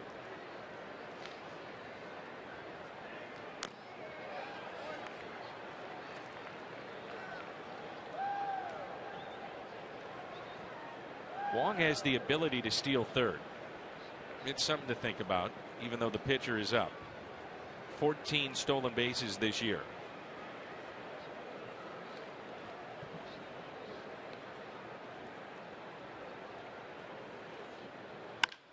Lackey hits it too short. Taken by Nick Ahmed. 2 outs in the inning, and it brings in Carpenter, who has had a tough night. Tough night against the lefty. He is very thankful that Patrick Corbin's out of this game. Now we'll face David Hernandez for the first time, and you may see something very, very different in this at bat for Matt Carpenter. Certainly frustrated, but Different guy, different time, although it won't be David Hernandez. They have a couple of left-handers in their bullpen, Chafin and Reynolds. And it looks like we'll see one of them. Hernandez is through. Cardinals threatening for more here in the 7th inning. They've taken the lead 2-1 thanks to Colton Long going the other way. His double made it 2-1 St. Louis.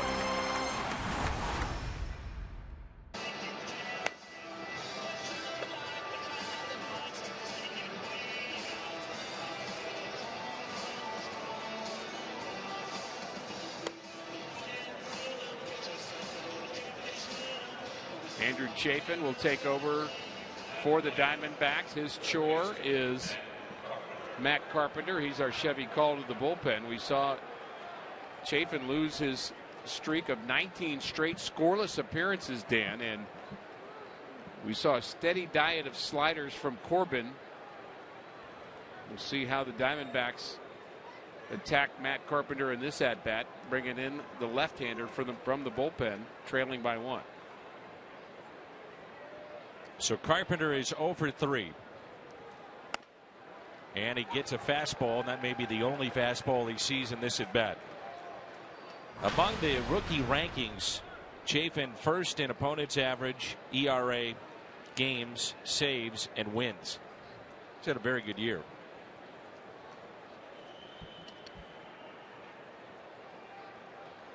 And the 0-1 pitch. Carpenter, base hit into right, a 2-out hit. Long will score. 3-1 St. Louis. Matt Carpenter was ready for that breaking ball. RBI number 66.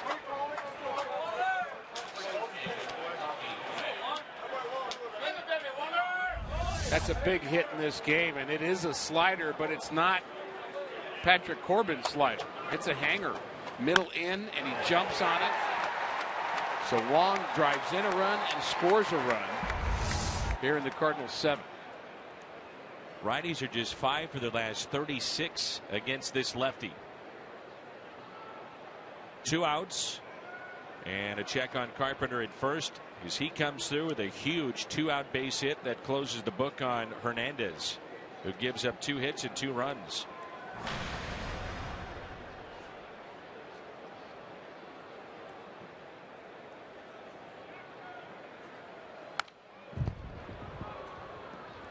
They're in the 5th in San Francisco, and the Cubbies are tied with the Giants 2-2.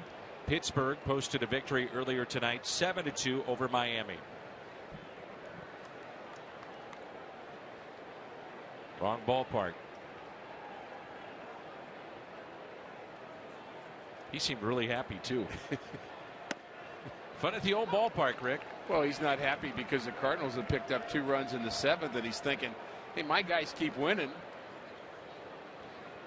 7-2 score. He can see that on the scoreboard, and yet it's hard to catch the Cardinals when they're playing so well. 14-8 in the month of August.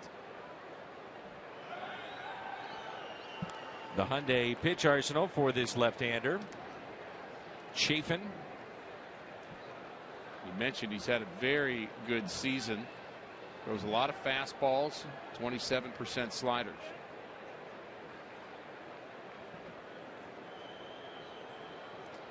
Tommy Pham on base 3 times tonight, pair of walks.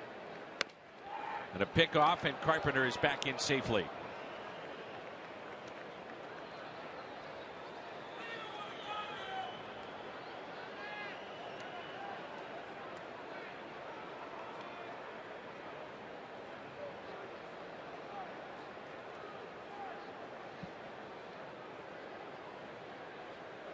Think about how much the Cardinals have tinkered with their order this year and how they've had a hard time figuring out who's the right guy to hit in that second spot.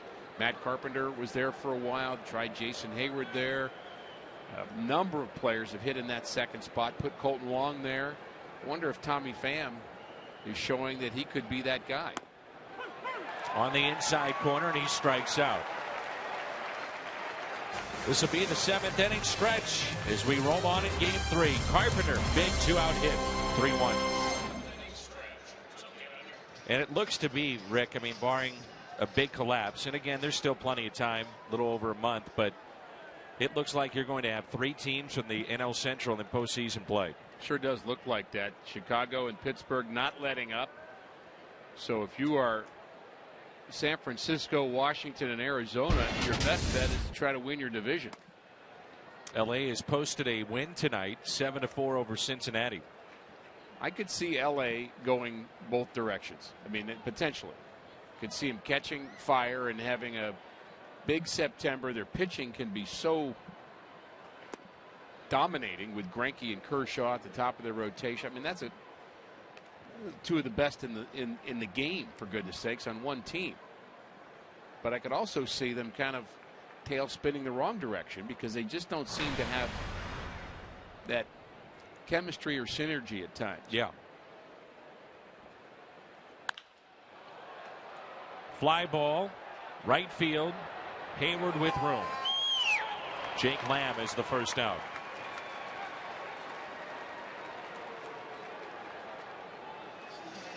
Pitch count still very low for John Lackey. Only at 82. Here's Saltalamacchia, who's grounded into a double play and doubled off the wall at right center.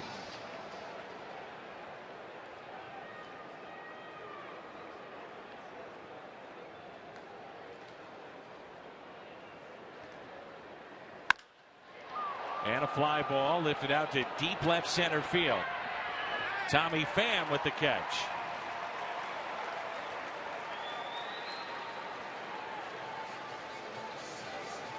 As promised earlier in the game, we have selected the Data Strong fan photo of the game. Tweet your strongest photos to the hashtag MWDataStrongFan. That's a Cardinal fan. Minnie Fredbird and cheering on her Redbirds. So 2 down, and it brings in Nick Ahmed. Dan, thinking about how difficult the decision may have been for Mike Matheny to not kind of go to a pinch hitter for John Lackey in a 2-1 game with a chance to add on in the 7th inning, but that decision vindicated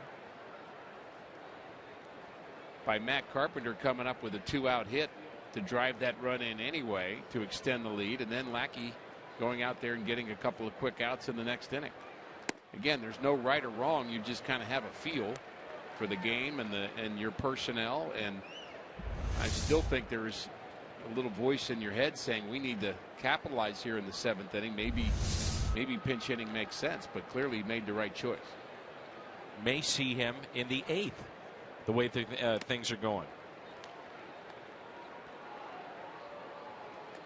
So many factors that go into that decision that takes place in the 7th, 8th inning of what to do with your starter.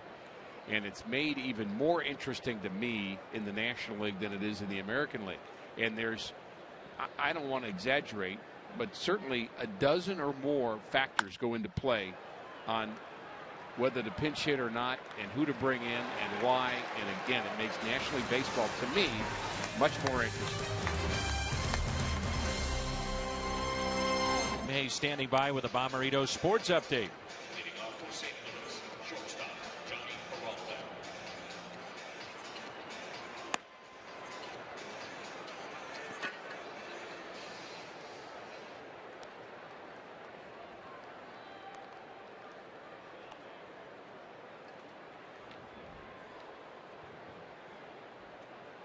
Just no run support for Shelby Miller this year. Bottom line, as they try to redo their roster and lineup, looking ahead to their new stadium in a year. That's a reeling team right now, isn't it? We will see the Atlanta Braves final weekend of the regular season as Peralta swings and misses. Chafin his 2nd inning of work.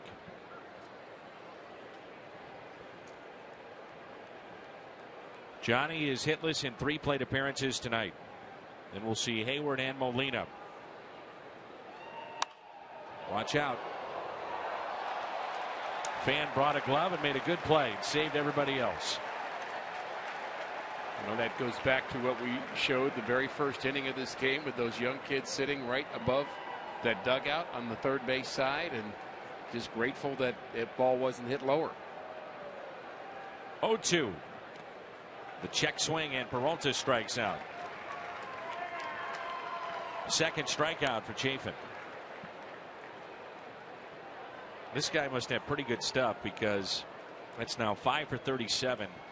The lefties will check that now, 5 for 38 after the 2 strikeouts of Pham and Peralta. But a late swing like that by Johnny Peralta, who is the quote unquote professional hitter, you don't see that very often. You do not. Well, you mentioned all the categories that he's leading in for National League rookies, and he's showing us why. Hayward over 3.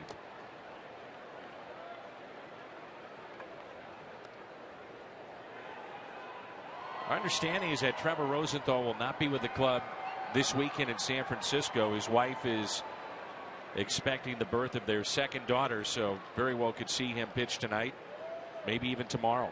Back-to-back games. Hayward grounds to short, 2 down.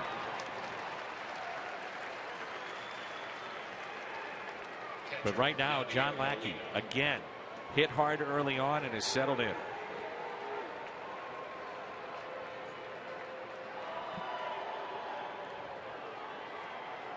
Really happy to see that baseball has come a long way, Dan, in handling not only paternity leave for players, but also the bereavement list.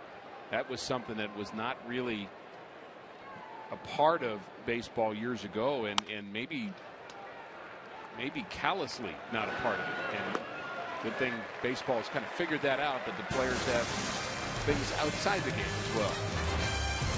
3-1 St. Louis. And it'll be Kevin Segrist, 3-1 St. Louis leading here in the home half of the 8th. Rick, the 59th time the Cardinals have had a starter give up 1 run or less this year. That's incredible.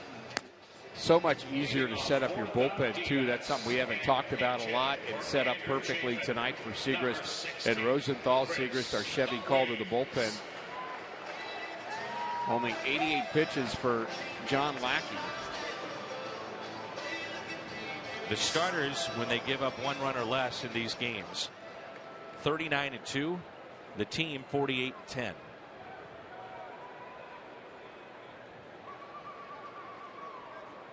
John Lackey, 87 pitches tonight. Wonder how much thought Mike Matheny gave to sending him back out there. And the first pitch from Kevin Segrist is a strike.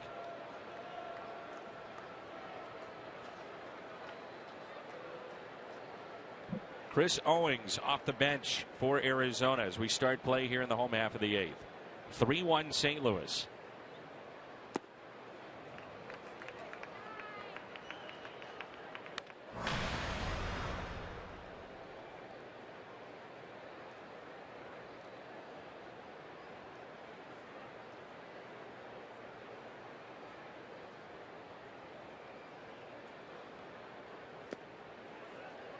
Their off-speed pitch, 2 balls, 1 strike. Owings here, and then the top of the lineup. You still have to go through Goldschmidt one more time. The goal will be to allow him to come to the plate with nobody on base. That's the plan. So the idea, have a 1-2-3 inning.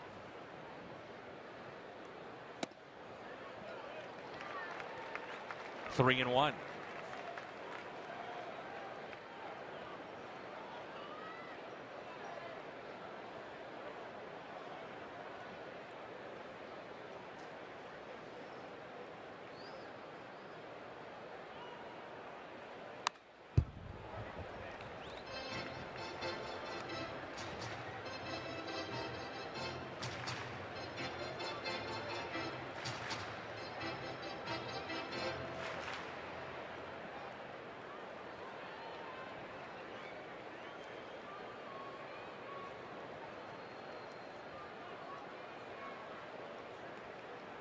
Three and 2. Here comes a fastball from Segrist. And he got him. The strikeout of Owings. John Lackey tonight, 7 hits allowed in his 7 innings and just 1 run, the Goldschmidt homer.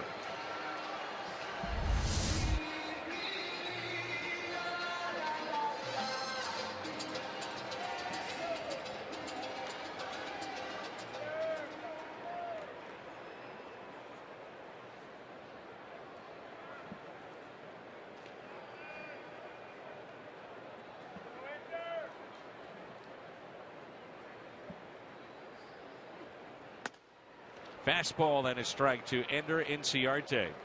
Single to left, lined out to right, and a base hit to right.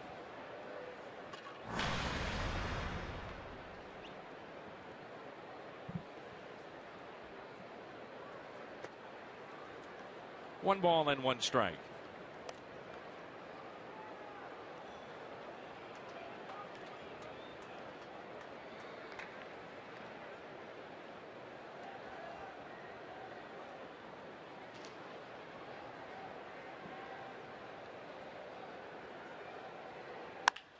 And a ground ball hit to the right side. Colton Wong, 2 away.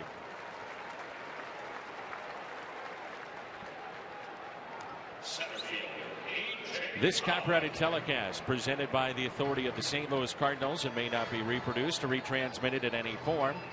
And the accounts and descriptions of this game may not be disseminated without the express written consent of the St. Louis Cardinals.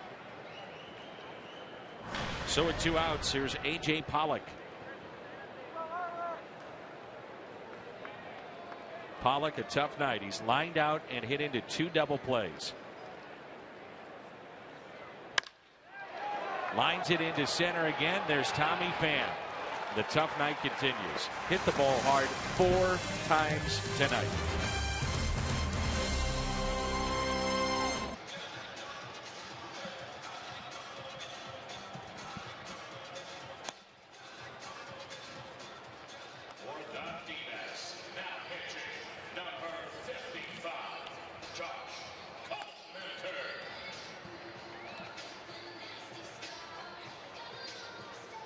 Thank you, Jim. Looking forward to the post-game show. Jim will be with us in San Francisco. Pat heads back to St. Louis. As Josh Colmenter, right-hander, will take over our Chevy call to the pen, and that'll be this weekend.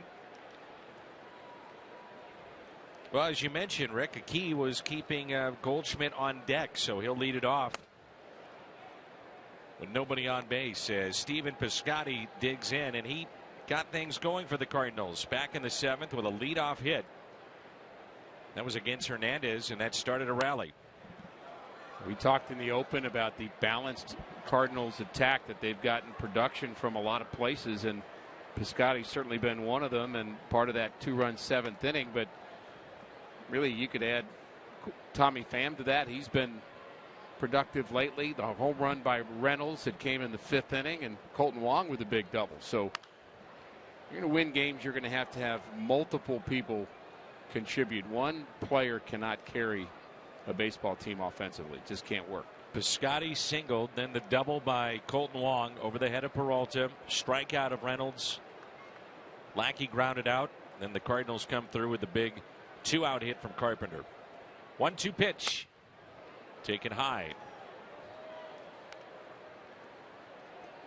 It's a great problem to have, but something you have to think about if you're Mike Matheny. When this team gets healthy, Holiday, Jay, Adams, Grichuk. I guess you just say, well, gentlemen, whoever produces plays. That's the way you have to look at it. However, a byproduct of that is a terrific bench in September and a playoff run potentially.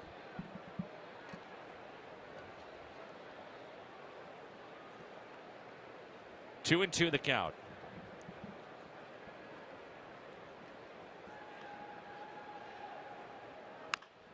Out in front again. Yanks it foul. On the air tomorrow, St. Louis time at 8. Carlos Martinez against De La Rosa. Over the weekend, Walker will hook up with Mike Leake, game 1 on Friday night from San Francisco. Lynn against Vogelsong Saturday, and then Garcia and Kane on Sunday. Spoiled again by Piscotty. There is not a Cardinal starter that you just say, boy, I'm not looking forward to watching him pitch. Just thinking that. And a lot of teams do have that problem. You kind of get to a certain part of your rotation. Let's say you're the Dodgers. Say, okay, we're at Greinke and Kershaw. Feeling pretty good about these 2 games. The other ones, we'll see. The Cardinals, you just never have that sense of having less than an A pitcher pitching on any given night.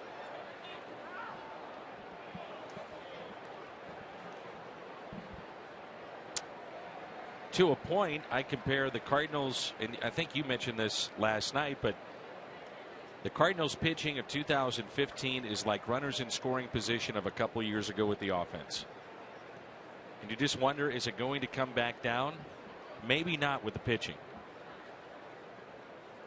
The 2-2. Piscotty hits a fly ball into center field. There's Pollock, and there's one away. It's historic what the Cardinals did on the offensive side with runners in scoring position 2 years ago. You think about Alan Craig, even the bench players.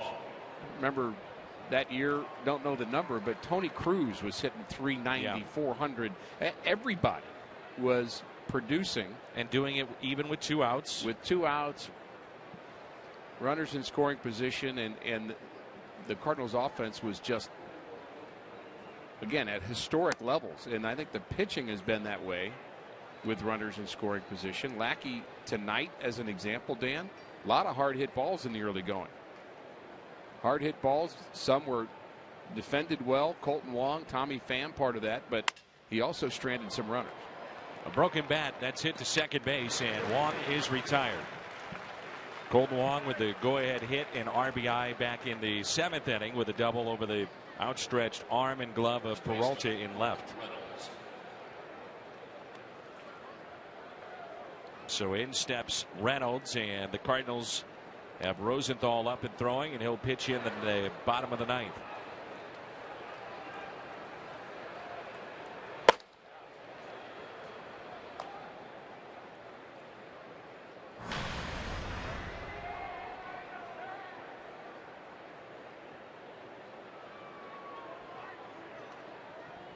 Reynolds with a home run to tie it back in inning number 5 off of Corbin. I think we both would agree. You can see why the Diamondbacks are high on the lefty Corbin. He was good.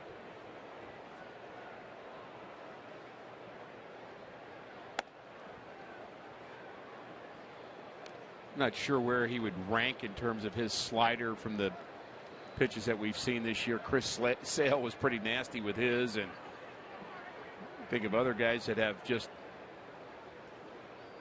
A+ sliders, but Corbin would be on that list, maybe top 5. When you make Matt Carpenter look as bad as Carpenter did against that slider, you know you've got a plus pitch. How good of a softball player is Mark Reynolds going to be in a few years? The preeminent power hitter in the country. I'm sure he's not thinking about it right now. But the shift is on with 2 strikes, the 1-2 pitch, and he spoiled it.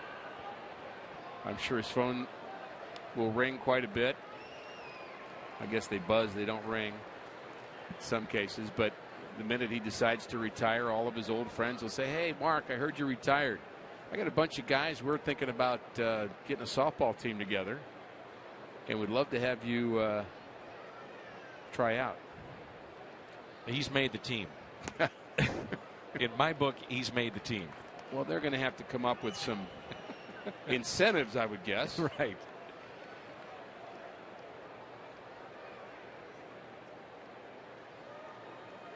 Two and two the count.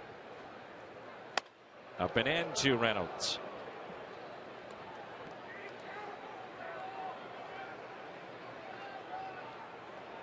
Makes his offseason home here in Arizona.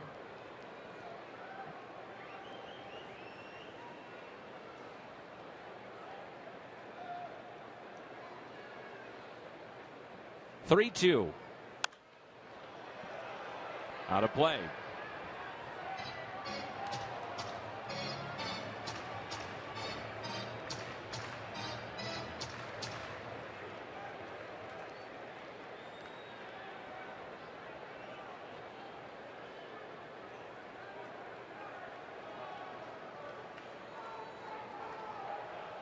The Diamondbacks have the heart of the lineup coming up. Goldschmidt, Peralta, and Hill. And it's another 3-2. And Reynolds draws a walk.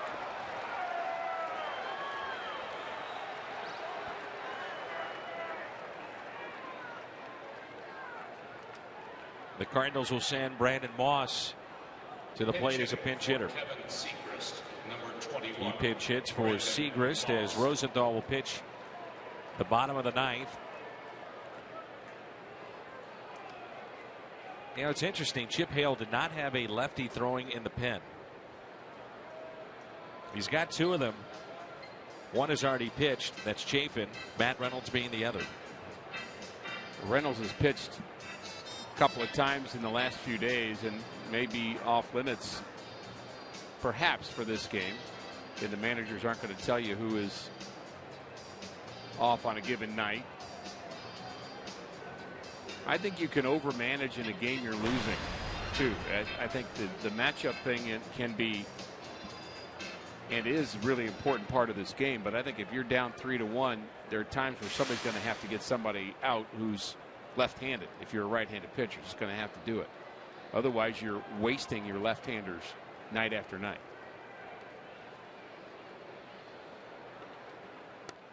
That pitch taken down by Brandon Moss. Still looking for that first home run wearing the Cardinals uniform. And the second baseman is a good 15-20 feet on the outfield grass. Here's a 1-0.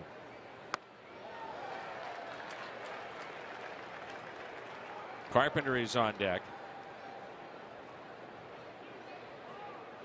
And the only reason I was bringing it up is that you have a lefty-lefty matchup here. Then you know he'll face Carpenter as well. Just something to think about. But I also agree with what you're saying. Maybe we overthink it a little too much. Well, I don't mind the matchups. Generally, you just prefer to do them in games you're trying to close out. Inciarte calling off the second baseman, coming on to make the catch, and that man coming on. When we come back, Cardinals closer Trevor Rosenthal, the All-Star, when we come back.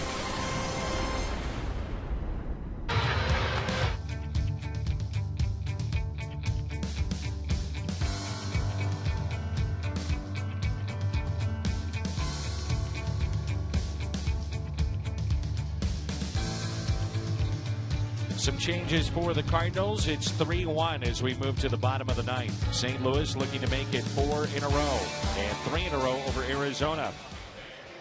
Trevor Rosenthal, our Chevy, called to the pen. He is 39 of 41 in saves this year. Rosenthal, opponents hitting just .220 against him. The overpowering fastball at times. 64 in 57 and a third innings pitched. We talk about the consistent starting pitching for the Cardinals, but you can throw Trevor Rosenthal into that mix as well in terms of high level of consistency. He has been outstanding. A lot of first pitch strikes. There's Peter Borges, who's taken over in center. And the first pitch at 96, a strike. Just got word, by the way, Goldschmidt's home run earlier, 471 feet. Wow.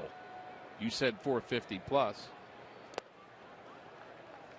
It's kind of like the Price is Right, you know, when you put down over or under. Yeah. You know, you got your basic number to put out there. Come on down. You can't go over or you don't win the trip to Bermuda. Right.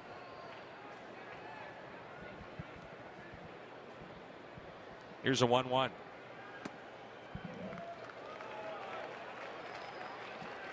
I want to play Plinko someday.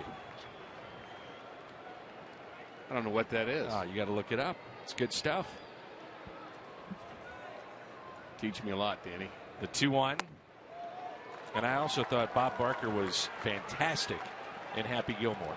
Now that's where my mind was. Price is wrong, Bob.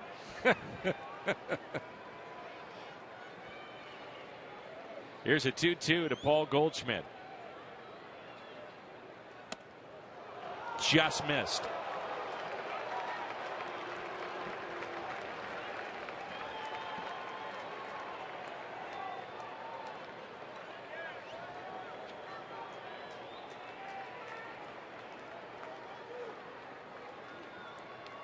The 3-2. Goldschmidt, a swing and a miss, and Rosenthal gets the strikeout.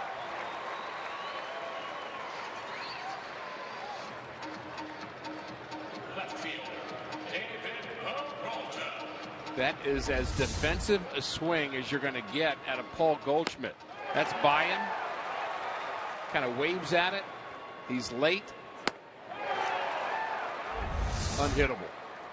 Rosenthal trying to match Mark Melancon. He's the National League's top save man here in 2015. He has 39. Melancon with 40. David Peralta, the 1-0 pitch. Out in front, hit down the right field line. That ball is hooking and foul. Home run distance, but foul.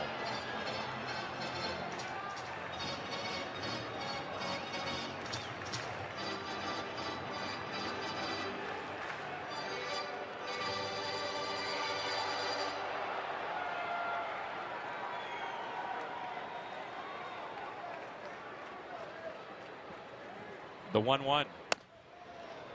A high strike. Well, here you are. You got a guy that throws near 100, features a curveball, at times is very good, tremendous changeup. They give you the high strike if you're Rosenthal, and now Peralta's thinking, really? 1 ball, 2 strikes.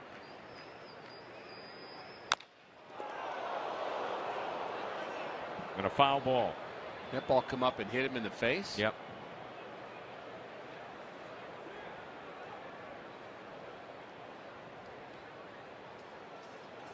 By the way, I wonder if Molina ever caught Peralta when he was in the Cardinals system. Sometimes that happens in spring training. I'm not sure their years overlapped exactly. I think they were off a year or two. I actually looked that up yesterday trying to find out if some of the Cardinals that have been around, like John Jay, may have kind of overlapped with Peralta, but I don't believe so.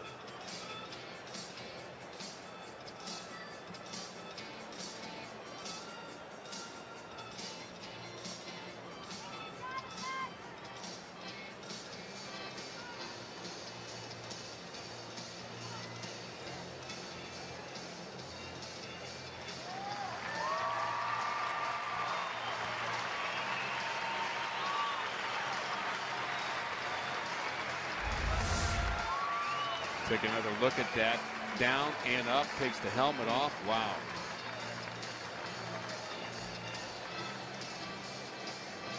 Ugh. Yachty was a catcher in the minor leagues. Johnson City, the lowest level Cardinal club, in 2001, and was already in the big leagues by 2004. Sometimes, a young pitcher will be asked to throw a bullpen in front of the major league staff. So that could be. You never know. Not as a teammate, but as a bullpen. That's right. True. Very easily have happened. Peralta was a starter, by the way, and had a very good ERA his first year in the minor leagues, 2.7. Pretty amazing to come back as a position player, and he had multiple stops in independent ball along the way. And as I mentioned earlier, here he is batting cleanup for a team that's still in the race. Give guys like this all the credit in the world. He's batting cleanup for a team that leads the National League in runs scored. Good point.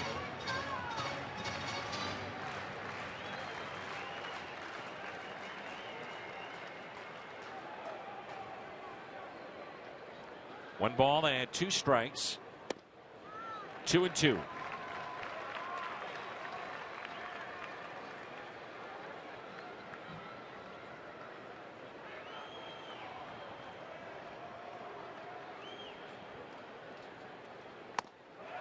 Rosenthal has struck out the first 2.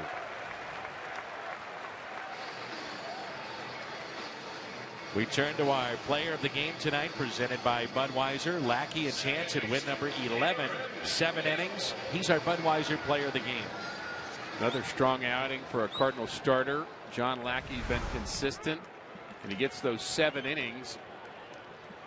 Again, we've talked about how deep he's gone in the game, how he's answered every start every 5th day. Now over 170 innings on the season. He's going to be way above 200.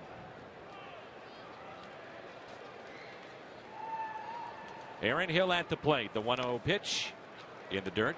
2 balls and no strikes.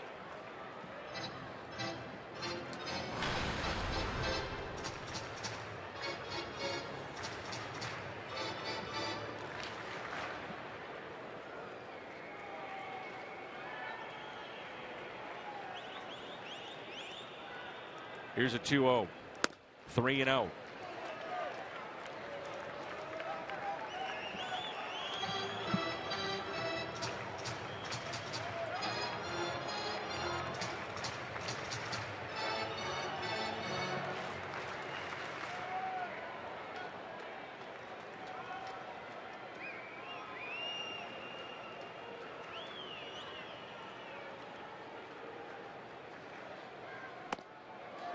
And so now the tying run comes to the plate. Pretty important inning, by the way, for Kevin Segrist to get through a clean 8th inning to lead to Rosenthal here in the 9th. You got Owings, Inciarte, and Pollock. Not an easy task. 1, 2, 3.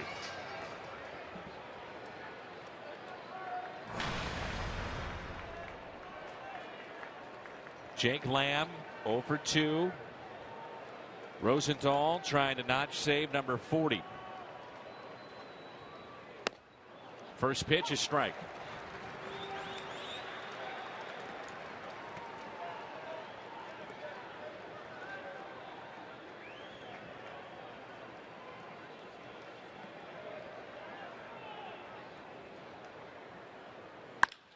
That's driven out to center. Borges is there. The Cardinals have another win. Save number 40 for Trevor Rosenthal. 3-1 the final tonight. Redbirds will look for a sweep tomorrow.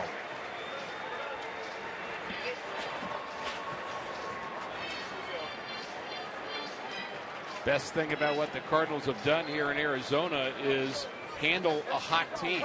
They had swept Cincinnati, feeling good about being over 500, and the Cardinals have just taken it to the Diamondbacks the first 3 games of this series.